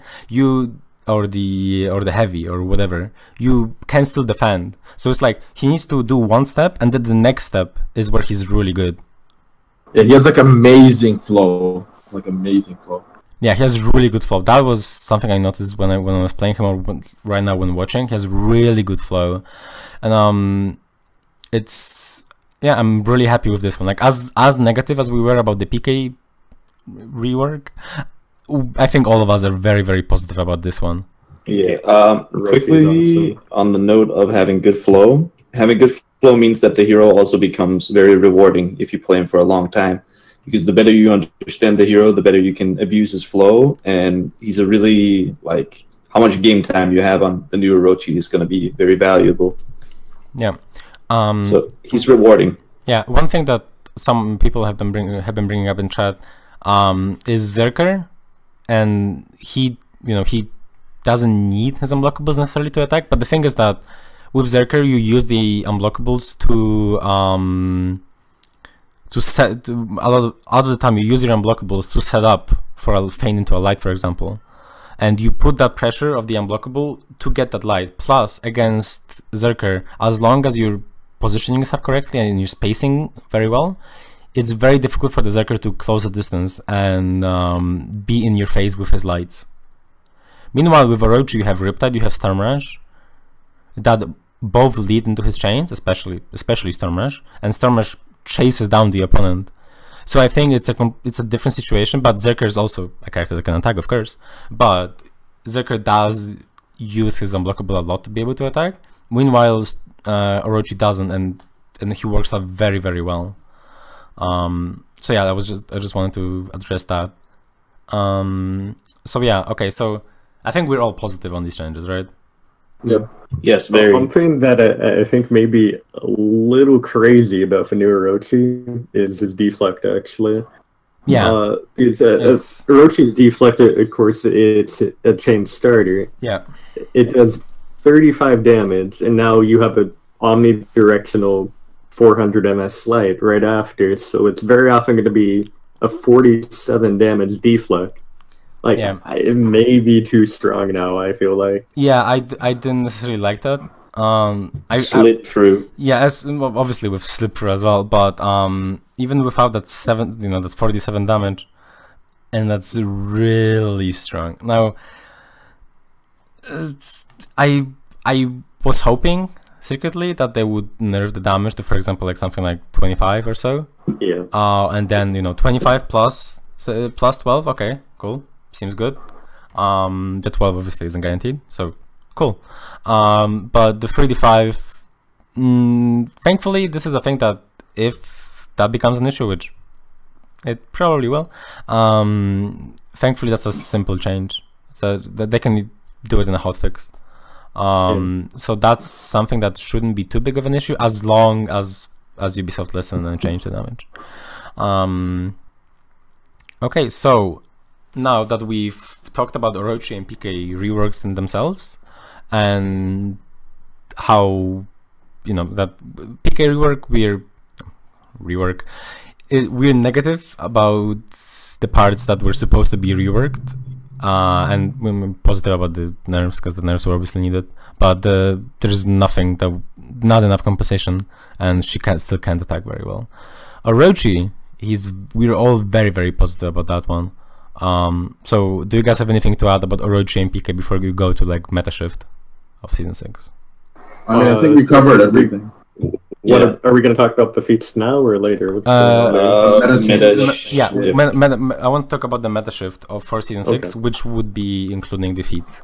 Okay, so now the season 6 meta shift. So first of all, no PK. Well, not necessarily no PK, but PK not being necessary necessary 100% means mandatory. yeah, not being 100% mandatory. Because any of you right now in the chat, look at any VOD of any tournament from the past year, 4v4 tournament, you will see a PK. Even in March, when there were tournaments with fucking gear score, you will see PKs in both the teams in the finals, or at least in one of the teams in the finals.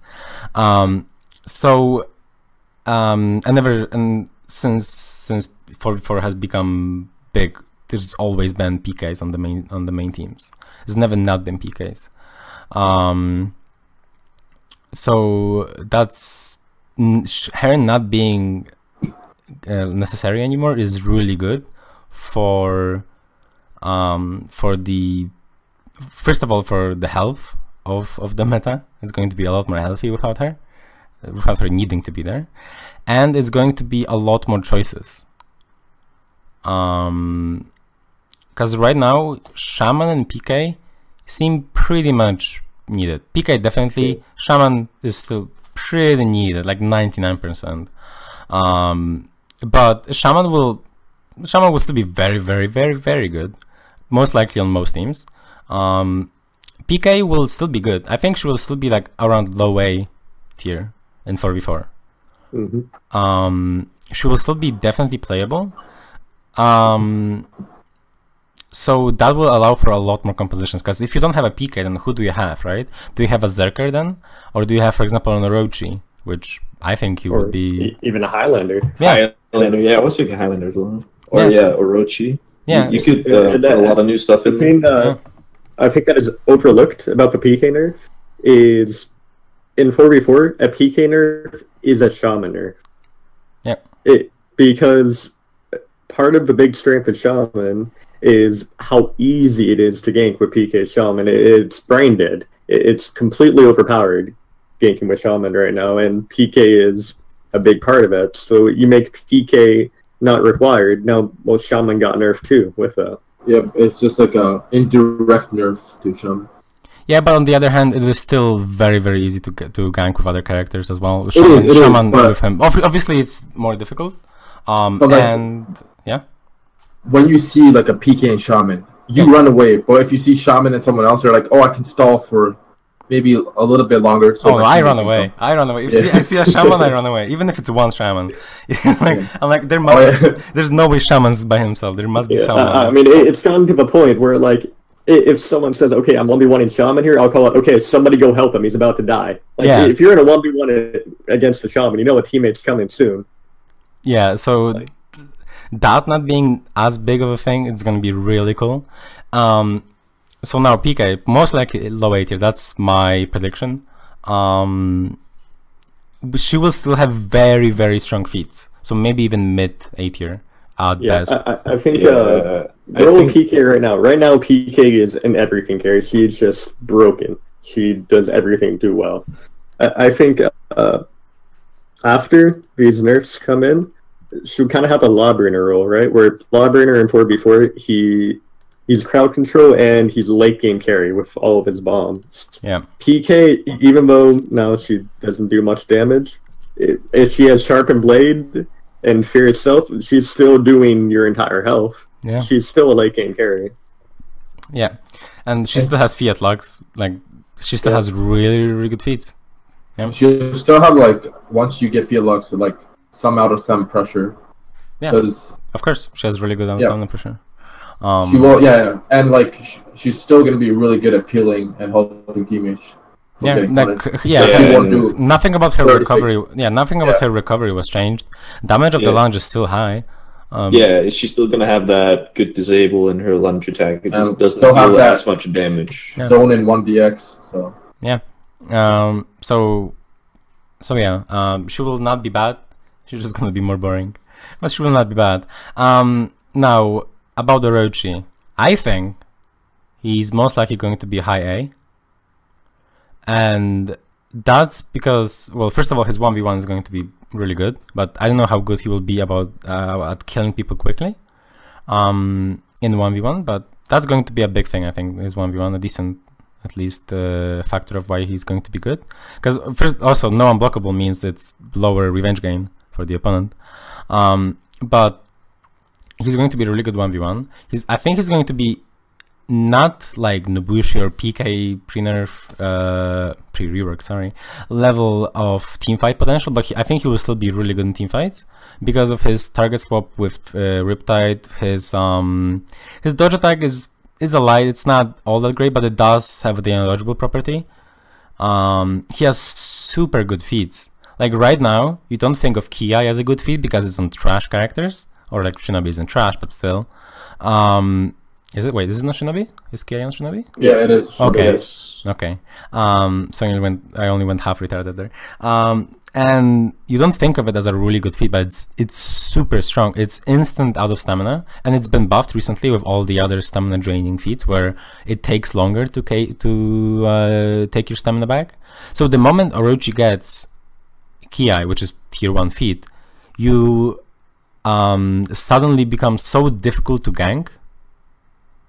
Like, imagine trying to gank an Orochi with Ki, where obviously you have to get close to him. So you get close to him, you start an attack, and obviously there will be counterplay to it, but you start an attack, and then he does Ki, and you're both out of stamina, and he can just spam attacks on you. Yeah, the cooldown is pretty. I think it's 45 seconds. Yeah, I think it's 40. Yeah, it's 45 seconds. Yes, it's 45. Yeah, so like he will have it every team fight. Yeah, like every time. Yeah, and it will be really good in 1v1 as well. If you're able to actually get it off, which it's pretty quick. It's going to be. I don't know if it's possible to do dodge on reaction. It's going to be very, very difficult, even if it is possible. So I think it's like 500 or something a mess. So even in 1v1, like we think of PK, like once she hits someone with Fia, then that someone has to lock onto her. If there's nobody else around, she has really good out of stamina pressure, and that's because of her second light. Well, the first light obviously pretty quick as well, but the second light is the one that hits a lot, especially when they're out of stamina. Now, Orochi can do the same with Ki, except he has additional chain that he can go into, and he has more ways to keep going with that chain. Obviously, he has lower damage than pre-nerf PK. He doesn't have 8. What's the damage on like 17, right? Second PK. 17, 15 is her first and second light. Yeah, so he doesn't have that. His second light is 12. I think the third one is either 15 or 12. Not exactly sure. But you guys are going to be able to see that on the screen most likely when they finish a chain once. So that's going to be really, really good. Oh yeah, it's 15. The third chain light is it's 15 on top and 17 on sides actually. So that's really good. The top one is the one that's 400 ms, and the side ones are 500 when in the last chain. So he's going to have in team fight, he's going to have Ki, which is going to be really good. He's going to have target swaps, which are really good. He's going to be able to cancel his recovery of his finishers into Storm Rush, into Riptide, into a dash attack if he wants to. He will be a good counter, hopefully. We'll see, I'm not sure. But he's most likely going to be a pretty good counter to Nobushi. Whenever she tries to use Hidden Stance, he just top Storm Rush. She can't do anything because obviously undodgeables beat Hidden Stance. I don't know exactly, but he might be able to punish something like Signed Wonder as long as he does it on the correct side on the reaction with how quick Storm Rush is. I'm not exactly sure, but either way, he's going to be really good in 1v2, right? Ki, really good chains, dodge recovery cancels. He's going to be really good in 1v1. Again, Ki, super good chains. He's going to be good at finishing people off as well with kunai if he ends up using kunai. Because obviously for the second tier for Orochi, there's kunai, there's smoke bomb, and probably revenge attacks or some shit. Pretty much kunai and storm bomb or smoke bomb. So what would I don't know how many of you are planning to play Orochi, but what would you pick for tier 2? Would it be kunai or would it be smoke bomb? I would pick kunai personally. I'll pick kunai. Yeah, it's just good disruption, and it could also. I think it's pretty good at, if you can coordinate it, you can use it in a lot of good ways. You can confirm a lot of unblockables, and like it kills that really low health. So yeah, I think really it does 15 damage, right? So it beats that. So if someone's around 15, he dies to a kunai. Like if someone's externaling a Orochi and you're 15 health, you're not gonna kill him externally, but you just throw a kunai. See you later. Yeah, actually, see you later. And I'm of the opposite opinion. Like, Kunai is really good, but I'm leaning towards Smoke Bomb because it's just Smoke Bomb on heroes that can attack is really good because a stealth change to it. I can't remember what it was, but sometime recently is you can't really external block if you're in a Smoke Bomb. You have to block the attack direction. So it means if you're in a Smoke Bomb, you have to get out of there. You are not blocking someone if you're in it. So you have characters who can attack, like, and everything about Orochi, he's got undodgeable dodge attacks. Yep. So even if you're trying to get out of Smoke Bomb, he can punish you for that. And you guys were talking about Kunai external pressure. Smoke Bomb, same thing. You drop a Smoke Bomb, they can't external you now. Yeah. Yeah, I think they're both. I think they both can be used. Like, it's just situational, like how your playstyle is. Yeah, like thing is, I really like how now there's going to be choice for an actual character, because obviously before Orochi wasn't much of a character. There's going to be choice for. I know how tier 1, I don't know how many people would choose Bounty Hunter over Ki, but I mean, right now Ki is really strong, so maybe not right now, but... I mean, it very well could be that Bounty Hunter ends up being run. Like, you look at Berserker, right? He's got Stun Trap and Bounty Hunter. Stun Trap is nuts. That feat is insane. But Berserker still runs Bounty Hunter. Yeah. Yeah, so it might be used. So there's choice for tier 1. There's choice for tier 2. Tier 3, I don't know how good Slippery is really, like, compared to sharpen fucking blades on a good character. I'm not exactly sure if anyone would choose that over sharpen blade. But I mean, maybe. I'm not exactly sure about that one. And tier 4, he has what? Nail Bomb, Fear Itself, and whatever other last one, right? And that, yeah, okay, so he has 2. He has Nail Bomb and he has Fear Itself. So again, he can be kind of like a PK in a way. That you can with Sharpen Blade and with Fear Itself, you can have insane damage, but you can also choose, for example, Nail Bomb to get a kill on someone for sure, in like a late game situation as well. But then again, Smoke Bomb, Sharpen Blade, Fear Itself, that's insane. All of them at the same time, that's pretty insane. Like, it's pretty scary, yeah. Yeah, it's pretty fucking scary. Like he's gonna have really good feats, like probably like top tier. Yeah, I think that's why I said I think he will be top A. I don't see a big issue with him, except like ganking. Like, he probably won't be able to gank very well. I mean, he can use Kunai, or Smoke Bomb, right? But if he doesn't use his feats for ganking, I don't think he can gank very well. I don't know. Stormrush doesn't. I don't think Stormrush guarantees anything anymore, right? For a teammate. No, it still guarantees an ally attack, but not a top light. Yeah. Okay. So it might it guarantees 1 attack for a teammate, which, I mean, that's nice for finishing people off, right? Same as like Nobushi. Nobushi can finish people off with a Cobra Strike, or Guard Break Cobra Strike, or Guard Break Hidden Stance Heavy into Kick, right? She can finish people off, and if there's a wall, she can finish people off. But all of that, especially with Nobushi, gives so much revenge that, you know, won't be the main ganker on the team, but, you know, still will be able to gank somewhat.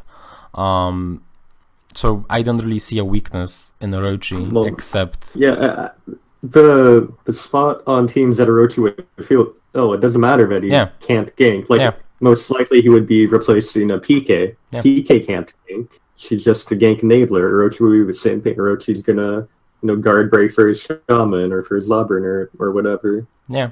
Like, I want to see Orochi Highlander. Orochi just key eyes people. Highlander just spams 50/50s. like, what do you do?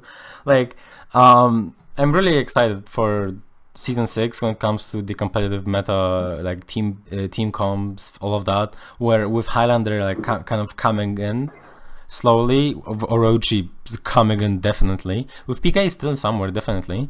So we have those 2 new additions, let's call Highlander a new addition, and we've got a PK, change on the tier list. So now you can use so many more things, so many more characters, and so many more different team compositions that I'm really happy and I'm really excited for the season. What about you guys? I'm actually really excited too with the new compositions coming, and like I think it's gonna be really fun seeing different teams trying out different characters. Yeah. I'm pretty Yeah, like I'm just happy to not see the same team comp every game. Yeah, like I can think of already, like off the top of my head, I can think of like 4 or 5 team composition that would probably be just really good. Like with Orochi, Highlander, Shaman Nobushi, or Shaman Kensei. Sounds pretty good to me. Obviously, the team comps we're using right now are also going to be good. Like PK will still be good, right? So you can still run PK, Shaman, Nobushi Kong, for example, or Kensei Kong. You can, as I said, you can obviously still run Kong. You can still run Zerker. You can still run Lawbringer. So nothing was taken out of the meta. We're just getting new additions to the meta. And I really like that. And the meta is getting less oppressive to the other characters. Some of the other characters, at least. Yeah, like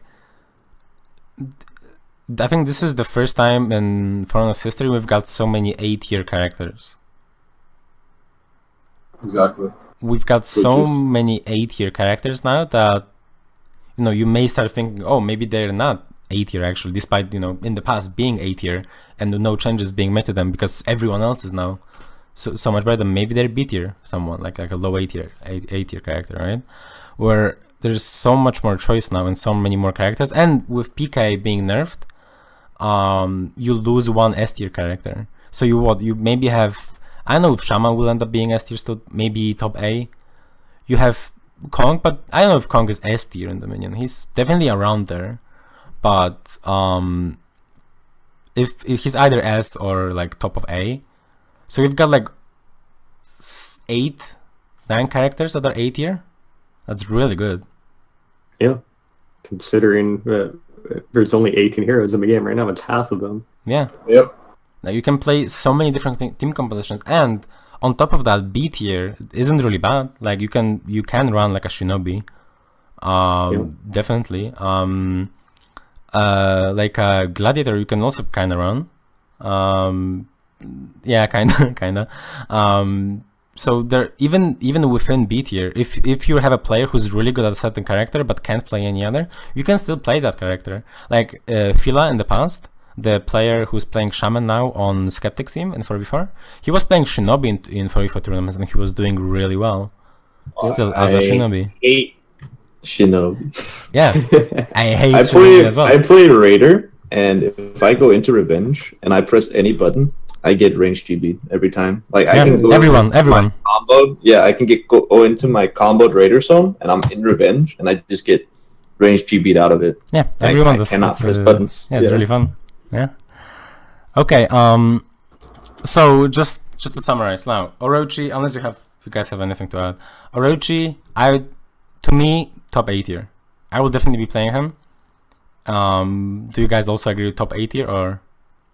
I'm not so convinced that it'll be super good. I feel like he's definitely gonna. I mean, there's gonna be a lot of experimentation with him at first. But my prediction is that he'll kind of fall off a bit. He'll still be good and valuable, of course. But I'm predicting that he's gonna fall off into a more rare pick. Okay. So personally, I think until we know anything further, as from what I've seen so far, it's mid A tier. Okay. Yeah, like I'm thinking like we just have to experiment. Like right now he might look really, really good.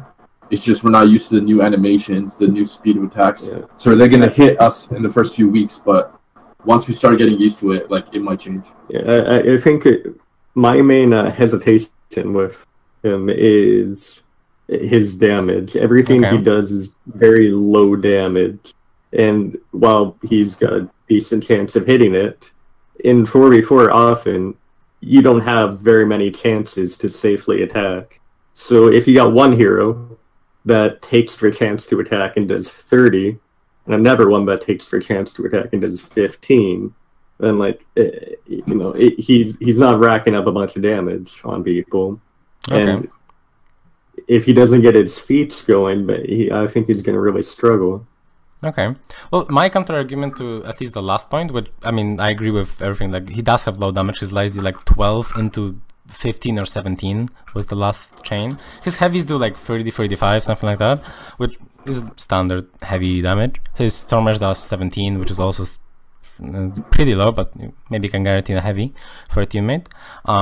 But when it comes to getting his feats, I think Ki is going to help him to get his feats a lot, actually, because I think if you hit a Ki on a guy, you're most likely going to deal a lot of damage to that guy when he's out of stamina, especially with the last I don't know how recent the buffs are, the changes to the stun draining feats where it takes longer for you to get stamina back and you're stunned for slightly longer. Like, I think with that, I think he's going to be able to win most 1v1s, and I think he's going to be able to maybe even win or at least do very well in 1v2s as well. And especially if he's high health and his opponents are slightly lower, I think if he hits one Ki, there's a high chance he's going to kill at least one of them, and that's a lot of renown in a 1v2.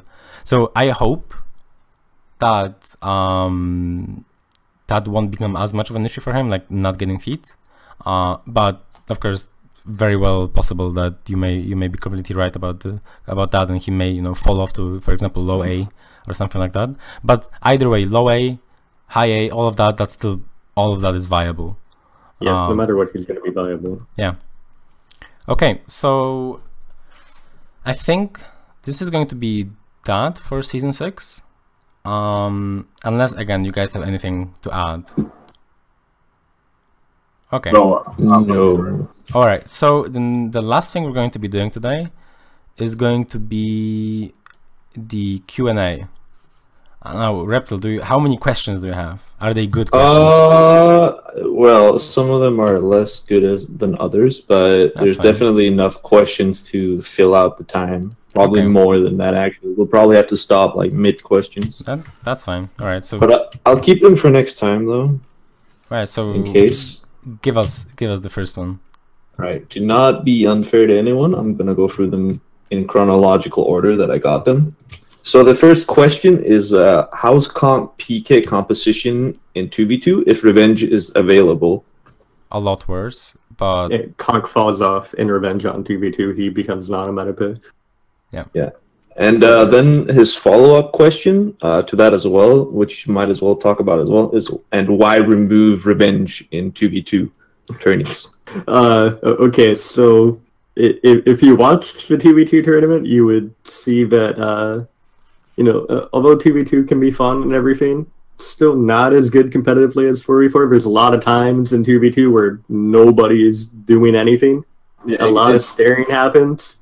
You turn Revenge on, there's going to be even more staring. Yeah, that's a big issue. Revenge is off in 2v2 to allow people to attack more often. Yeah, exactly. Like you can see, like Aller was saying, how he's shipping people for like 35 damage, like... Majority of the attacks were blocked, yes, but if the Revenge was on, just imagine how much revenge. Yeah. Just imagine how much revenge that person would have for taking 35 shit damage. Yeah, if Revenge is on, I'm never doing that. Like I'm never doing this interesting strategy that we found. So yeah, I think Revenge was on at the very beginning, and then it was on for one tournament later on. And in that one tournament, I think I was playing with Berets or something in a 2v2, and we hoped that we would lose because we did not want to play so much when there was Revenge on. I think Revenge makes 2v2 so much worse. Right. But yeah, like Score said, like it gets pretty boring to watch at times when people are just chipping each other down, and it'll just be even worse with Revenge on. Yeah. Okay. The next question. Yeah. Next question is, why was Cert not seen as much in the 2v2, and is it just because he can't cover his team as well as others? Well, my perspective on that is that there just aren't that many Zerg players. Like as Skor said while we were talking about the 2v2 tournament, Barracket, who is like the main Zerker guy, right? If you think Zerker, you're most likely thinking Barracket. He was not available that day. Like it's really as simple as that, I think. Like obviously I don't think he's necessarily on the level of like PK, right? He's not quite on that level, but he is really good in 2v2.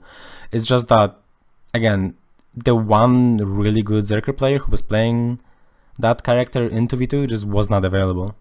And the other who would be Clutch, he was playing Nobushi because he was playing with Setmix and a PK. Yeah, I think the reason why you don't see many top Zerkers like there's just Clutch and Barricade is that in team mode, Zerker is a deceptively very difficult hero. I think he's one of the hardest heroes in the game in team modes. And so you don't get many top level Zerkers because he's super hard. It's just like all of his options, they're not that threatening in a team environment against someone who knows how to play against Zerk, right? You don't have much range. All your quick attacks are easily externaled. Your unblockables aren't that hard to deal with. But if you know exactly how to use Zerker, exactly what you should be doing it every time, you can make him work. It's just, it's hard. Not many players have gotten to that point with him. Yeah. Like, I played a decent amount of Zerk. I play him in scrims here and there, and I just find that I'm not good at Zerk, you know? I can play most heroes really well, and Zerk is not one of them. I would need to put in a lot of time to become good with Zerker. Yeah, and additional thing is that his rework happened relatively recently, and he didn't become like a must pick. So there is, like, if someone's playing a different character, there isn't much of a reason to switch to Zerker unless you simply like him a lot, right? But other than just liking the character a lot, he's not a must pick to the level where you would have to switch to that character, right? So that's also one of the reasons I think why you would not be saying, especially since Zerker before that was not very useful in any mode. That wasn't bad, but wasn't very useful. Yeah, I think that should answer the question. Right. So next one is fairly quick to answer, I believe. Would a 2v2 tier list be notably different from a 4v4 tier list? Yeah.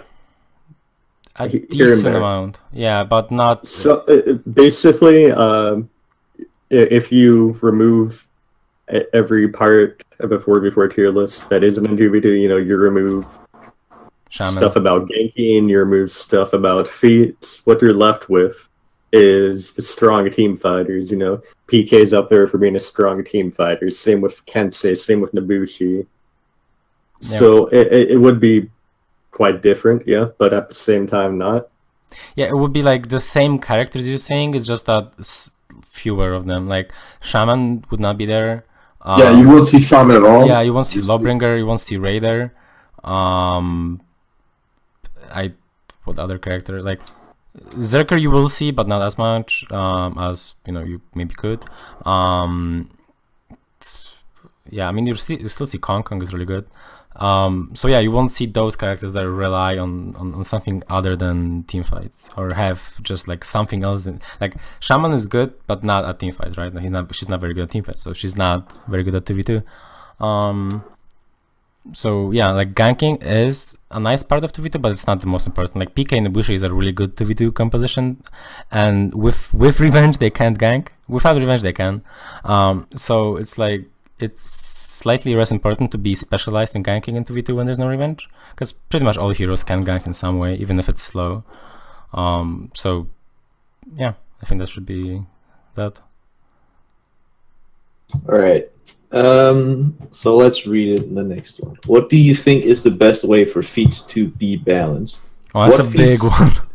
What feats need buffs or nerfs, and do you think the devs should focus on them more than they are right now? Okay, well, we can't answer all of that. Yeah. That's for a different podcast. Yeah, that's a big topic. If you want to say anything about it real quick, you can. Like, just go for it. Well, what I would like to say is that I hope they end up changing like some of the strongest feats slightly. Some of the feats are just not very fun to play against. But feats like, I don't know, like Sharpened Blade on PK, maybe that's not going to be a big issue now, but like some of the combos that you can do, the frustration of getting bombed, some of those things, I hope they change them. But like a big redesign is going to be a lot bigger than nerf Lawbringer bumps, right? So that's a slightly different, that's a completely different topic, really. So I hope they do something, but on the other hand, I think like a big change is not going to happen anytime soon.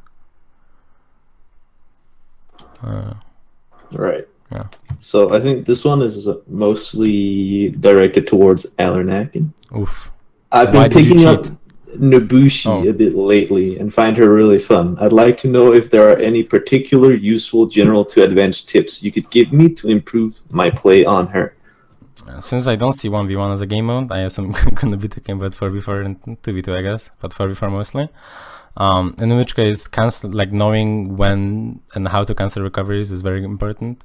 Like you can cancel pretty much every recovery except for your initial attacks. Using hidden stance against unblockables. You don't want to be using it too much, but you want to be using it against unblockables in situations, for example, if you're low and there's a shaman behind you. It's going to be difficult to deal with that shaman if you're like below a bar, because obviously she can pounce you into a zone. So then, for example, you can hidden stance on prediction there, and you get like one more step, let's say, because then if the shaman doesn't go for the pounds, you can dash away. If she does, then go for the pounds. So there's a lot of ways you can make yourself more safe with hidden stance. So as long as you figure those out, it's gonna be helpful. Knowing when to use kick, it's something that if you play Nobushi, you either use it too much or you don't use it at all. Something in between is pretty nice. If someone's low and externaling you, every now and then you can kick, even if it's not guaranteed with like a hidden stance heavy. I've killed many people with just like normal kicks, because they're simply not really looking at the Nobushi. Nobushi can't really do much usually if you're externaling her. Things like locking on to someone else and using your hitboxes with Sidewinder, sometimes with Combat Strike, with a zone, knowing when to stay in mid and kill minions and heal yourself, or maybe sometimes you want to go somewhere else and help someone. Those would be like the main things I would focus on. So in general, knowing when and how to attack with her is really good. Is really important. Sorry, because sometimes if I'm not really focused, or if I'm not really sure of what's going on, if there's like a big team fight on, for example, at the beginning of Citadel Gate, it can be very difficult to know really what's going on. So if I'm just sitting there, I'm not helping at all my team. Like I can't full block minions into anything. I can't, like, if I'm just blocking, I might get revenge, but Nobushi with revenge, deals a lot of damage, but can just be blocked. So you have to be active, but also you have to be careful, because many characters can just punish you as well. Like, even though Nobushi is really safe, as if you're really good at her, characters like PK, characters like Highlander as well in some situations, and those like Kansai, those characters, they can punish you. So be careful but active at the same time, and I think that should be the most important. I don't know if Skor, you have anything to say to add on to that? Nope. Yeah. Oh, and use your feats. Use second one. Seconds are good. It's a pretty good feat. That's a tip for you, Willard. I made a mental note of that. I'm like, oh wait, yeah, that's pretty good. Okay. All right, the next one is also a topic that we should probably save for another podcast, but if you want to touch on it real quick, we'll still have it. Are you gonna? All right. Yeah. What do you guys think about the bad type of maps that they have currently, like Forge or Gauntlet? Are they forever doomed to be bad, or do you think they should work on them in the future? Depends on the map. Some are doomed to forever be bad, as we talked about when we were talking about Beachhead. If a map is too small, there's nothing you can do. That map will not be competitive. So River Forge, they will never be competitive. However, a map like Sentinel, I think with some tweaks can be made into a competitive map. It's big, so it has that checkbox marked off. It's just the big issue with Sentinel is the ballista on the C point has too much power over the A point. So if you put up some kind of wall so that C could not shoot into A, that would solve the biggest issue of that map, and maybe it could be played in competitive. Yeah, I don't really have anything to add. Yeah, I hope they do something, but Alright, some nice. maps not possible. I mean, yeah, we all want all maps to be playable, but some maps are just not like fixable. Yep. So next question is, do you guys think that Hurricane Blast should debilitate hyper armor? I think you're going one step too far with that question. Your first question should be, what change can be made to Hurricane Blast to make it a move in the video game? give it to our You can't add stuff like that to it and still have it be a dodgeable deflect that does 3 more damage than your undodgeable deflect into a light. Like, it needs to do way more damage if you're gonna keep it avoidable. Yeah, I don't really see the point of the heavy deflect, because like, if it's an avoidable deflect, right? And then it deals with like 50 damage or something like that. And like, why would you ever do that if you can just go for the 35 damage wind gust? I don't see the point of the move except to meme on people. Or with slip through deal 82 damage, one or the other. But it's like, I don't see the decision making behind that move. It's just kind of there. Just leave it, I say. Alright, so also a big one that we can't really talk about, but again, if you want to touch on it, do you think there is any hope for gear score being made good, or should it be abandoned completely? Get rid of it. Get rid of it. What I love about it the most is when I'm 1 bar, I get hit by a dash, light attack by a Zerker, and I'm dead. Or when what I like about it the most is when you're you get someone out of stam before you even blink, their stamina's back. Oh yeah, that's really nice. Or I'm above 2 bars, I get kicked by a Highlander, I'm like, it's fine, I'm gonna take the kick. At least I don't risk more damage, and I get hit by 60 damage. And I guess we haven't even got to the best part, the necromancers of matchmaking. The warlords, conquerors, and shigokis that have mastered the dark arts of bringing back someone in the blink of an eye. Oh, the fucking speed revive. Holy shit. Yeah, like I was like, it's so broken. Like, do you remember when revive range was like 10 feet times?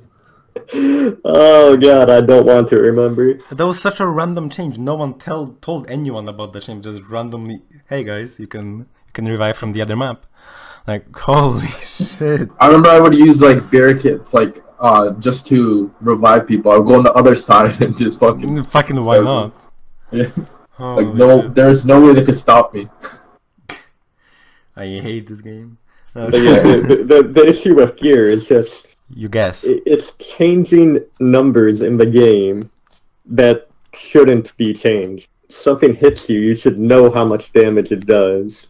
Someone goes out of stam, you should know how long they're going to be out. All those changes are just awful. Yeah. Every single part of gear stats. Yeah, I hate it so much. Okay, yeah.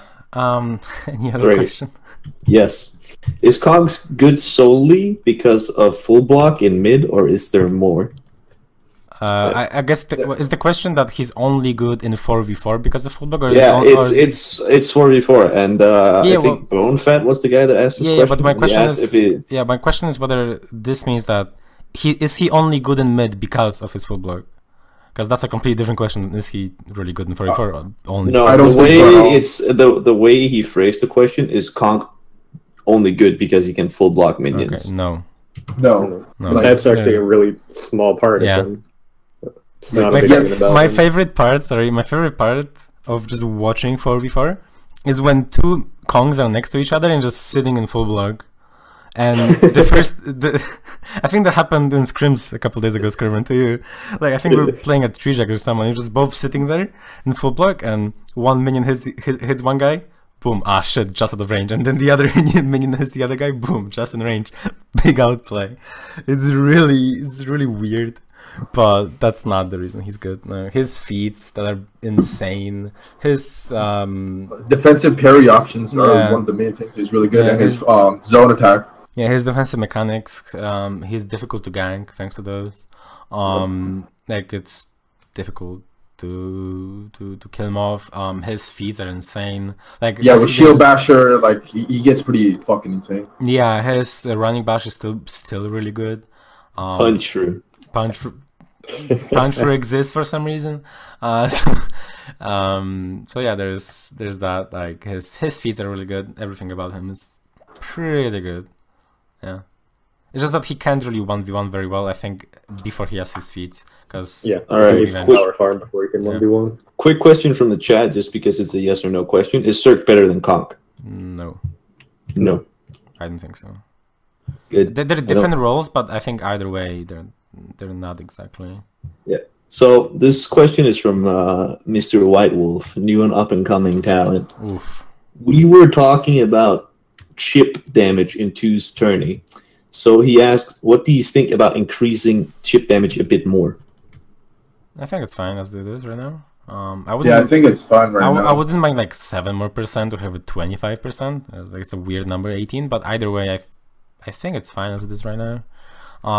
The thing is that the way Revenge works, it's like chip damage is not gonna be all that big. I think either way.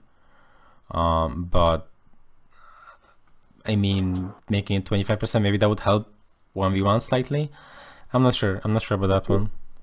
Yeah, I would like it to be increased a little because, I mean, chip damage has never been a factor at any point in the game except that last 2v2 tournament. Yeah. It's never been, oh no, I need to get away from this heavy because it's going to do 8 damage to me. You know, you don't really care about chip damage at all. If it was increased a bit, I think it would be a good change. Yeah, I think making it 25% would be a nice change. All right, quick question from Based in chat. Should they make chip lethal without bleed? No. No. I don't think so. I agree. No. Do not do that. Anybody want to explain their point of view on it? No. I think it's pretty self-explanatory. It's just I don't see why you would do that. Yeah, I really don't like just like whenever I get killed by punch through, I already hate that so much. Like I blocked an attack and I die to punch through. Like with bleed, it can still feel kind of bullshit, but as long like with bleed you can defend, but like with punch through you can as well. But like it's I think it's really would make it very frustrating. And I think on top of that, I think when people are like below 1 bar, that's some of the like most intense gameplay in like 4v4. You know, trying to find ways to escape from the situation while the opponent team tries to like safely kill you off without dying themselves. I think that's some of the most intense plays. And if you can just like light attack, the guy's dead if he blocks. Yeah, I think my reason for why I would hate that is it just removes comeback potential, right? If you're below a bar, but you can't die to chip, as long as you keep outplaying your opponent, you can still win. Yeah. But if chip damage kills you, you're not going to pull that off. Same thing in forwards. Let's say 4v4 a team fight. I get hit down. I'm really low HP. My revenge bar is almost full. I might stay in that fight. But if I'm dead to a chip hit, but my revenge is almost full, well, now I can't take that risk. I can't get a payoff for taking that risk. Yeah. Yeah, I wouldn't like chip damage killing without bleed. Yeah, I don't think any of us would. Yeah. All right. Anything else? I mean, I have actually, there's a question here. Yeah, from White Wolf. Yeah, White Wolf. Yeah, thoughts about options. So like, I can agree it's fine in ones, but because you can punish. But in team fights, you can punish a lot of the zones if they're not locked onto you. Conqueror, for example. What do you guys think? I actually like the aspect of zone parries. Like, sure, it's hard to punish some zones than others, but it actually creates a lot more options in the game, a lot more defensive options, and plus, it's always a dedicated parry. Even if he's locked onto someone else, you can just go close to him, both your teammate and you, and then the other person can parry it. Yeah. Like, it's... Go ahead. Yeah, I'm finished. Oh, yeah, so... I finished, yes. Yeah. It just creates a lot more options for different characters and fucking bodrat. Not a human. Go ahead now. Hey, bodrat. Yeah, I think it's fine in fours, external zone parrying, so your parry target doesn't really have a counter for it because it's a team game mode, right? You're not going to have full control of every situation. Yep. And them external zone parrying is still potentially opening them up to ever members of your team. Yep. Or even like, say, Conk, where if you're locked onto someone far away and they do it and there's absolutely nothing you can do, well, he's spending some stamina for a 10 damage zone attack, so it's not that big of an issue. Yeah. There's always some kind of counterplay somewhere going on. So I think it's a great thing for the game. It adds more choice for players. Yeah. I like option selects, yeah. Can't really complain. I Except like some. it that it exists. Except some, like hidden stance, option select, that's way too strong. Like heavy into hidden stance, that's way too strong.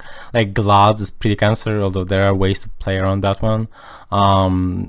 Pickers is fine. Conquerors is fine as well. So yeah, like those two, like Glad's not having any Garbrig vulnerability, so he can counter fucking Garbrig with it. And Nobushi is just kind of being not completely unpunishable, but pretty close. It's also pretty bad. So those two would need a change. I think I would like it actually if every character's zone was changed to 100 MS Garbage vulnerability. So even slow zones could still be used in a similar way. Like if Lobinger's zone had 100 MS Garbage vulnerability, does it have? No, I don't think it has one. Like you could maybe sometimes use it on a read that they're going to feign to Garbage. Yeah. So like that could be a small change to make it so that there would still be a difference between like a PK zone option select or a, like any other option select that's really good and like a Lawbringer option select, but at least they would something, right? Something that at least every character has that potential of a tool. So yeah, I would like that when it comes to the option selects, but other than that, I think they're fine. Yeah. Okay, is that all, or do we have anything else? I have two like semi-big questions here, but I saw some other questions in chat. I think we could. I think like one more question and we're done. Okay, so let's take a big maybe two big questions to fade out then. All right. So Ace asks, without a real spectator support, do you really think fours can be tournament viable? That's a big question. Yeah, it's so hard to watch tournaments. Streaming affect latency. 8-man P2P instead of dedicated seems extremely sloppy. I don't think no dedicated is a big issue, but it's an issue because you can't have the spectator mode, I think, without dedicated servers and customs. But in terms of gameplay, it's been fine with lag comp, even without dedicated servers. But either way, I think you can obviously still make the 44 tournaments, but making a really big one is not going to happen without spectator mode. Yeah, we all want spectator mode. Yeah, unless it's like a Ubisoft LAN, you're never going to have a big 4v4 tournament without spectator mode. Like you cannot make an online tournament. At this point of the game, I don't think it's really holding back the game at all. Like if you look at viewership for the 2v2 and then viewership for, well, I mean, the half of the 4v4 before servers went down, they were pretty similar. Yeah, in terms of viewer base, yeah, but like I think people like watching tournaments, but the thing is with no, like it's going to be slightly more difficult than in some other games to keep getting more people when the tournaments are very, very small, I think, in terms of like even just simply in terms of money, or if there's nothing to look forward to that's really big, it may impact players' motivation as well. So that sucks for the players a lot, I think, and it may suck for the viewers as well if there's just like small tournaments and nothing like really big to watch. But you can still have tournaments, and we've been having tournaments for the past year. It's just fine. It's just that can't really have a big one, which is very, very sad. But hopefully, eventually, we'll get spectator mode and we'll have bigger tournaments. Yeah, hopefully. Yeah. All right. So, really big question here for the last one, but I think you can talk about it for like we can talk about it for 5-6 minutes, and then that's that. But it's long, so follow me here. All right. Okay. Yeah. How do you guys propose we improve, or at least help try to improve, the mindsets of the MM community at large? MM players' attitudes range from simply not wanting anything to do with competitive players to actively hitting on them and demonizing their actions in-game. But I've seen in the past some MM players move away from that and join in tournaments and want to get better, such as Le Weeaboo, Prime Danny, as good examples. Obviously, we can't change everyone's mind, but I was just wondering if you guys had any ideas to promote a more competitive mindset around the community. Okay, so the one thing that I definitely want to say about this is that this is definitely going to be talked about in the future by us more. Like right now we can answer really quick, but in the future, as we do like a how to improve type of podcast, we will definitely be talking about that as well. That's a pretty big part. Like first, in order to improve, you need to want to improve, right? So like mentioning that and talking about that more in the future will definitely happen. And you'd have to realize your shit. Yeah. So You gotta have, yeah. So that, but you guys can talk about it more because obviously you play matchmaking much more than I do. So you're gonna have a different perspective on this. Yeah, I think the question also related to how Reddit sees the game, and it's a really big question. It's probably going to be talked about on another podcast entirely, more. But quickly saying it, you can't change people's minds unless they really want to, in such a sense. Like you can try, but ultimately they might all end up like True Talents and Warden is top 2. You know, it's like people are stubborn. You can't always change their mind to being something they don't want to be. Like that's just what I see it as anyway. What I think it's focusing on Barangaria, right? From my point of view, at least, it's like how do we get these people that hate this to like it? Well, yeah, they might not ever like it. I think what you should be focusing on is, okay, how do we make competitive as good as we possibly can? Because not everybody's going to want to be into competitive, but if we work hard to keep making the competitive scene as good as we can, make our tournaments excellent, make the quality of the teams keep increasing, then more people will become interested that are already predisposed to be interested in that. Yeah, and hopefully this podcast that we're doing will help some people as well to get started and see the perspective of competitive players in the game, and maybe they will adapt some of our like mindset. Let's say, hopefully that would be cool. But yeah, I mean, it'd be really good to have more people, but obviously not everyone's gonna want to be. Yeah, I definitely think we're going in the right direction so far. Like it's definitely growing and very rapidly too. Yeah. Okay. So unless you guys have anything to add to this or anything else to say, I think this is going to be it for this. Yep, I don't have any more questions really. Yeah. So if any of you guys want to give a shout out or anything like that to anyone, feel free to do so right now. Otherwise, I'll be leaving the call and be saying bye to the stream really quick. So if you guys have anything to add to say at the end, like a quick shout out to anyone, anything like that, say it right now. Otherwise, well, I'd like to once again shout out Underbets for working so hard to put these tourneys together. He's really a huge part of our scene right now. He's the only man running good quality tournaments on PC right now. He's doing them by himself, so he's doing an amazing job. Yep. I would like to shout out Mistressed for keeping 2v2 alive, mostly. Yep. Pretty much on her own, actually. And I would like to shout out Skeptic for keeping such a strict regimen to actually get better. It's really nice to see new people get in and actually smashing good teams. Yep. Bodrat, do you have anything to say, or? I always like to shout out like newer players that are actually like trying to get better. Like, okay. Like Tresmo, Barricade, they're always asking for tips. Like Quilt and Intel, like I mentioned before, like there's a lot of players that want to get better, but they don't get the recognition. Like, because a lot of people think just because one person's from matchmaking, they're automatically bad. Like, no one gets the respect they deserve.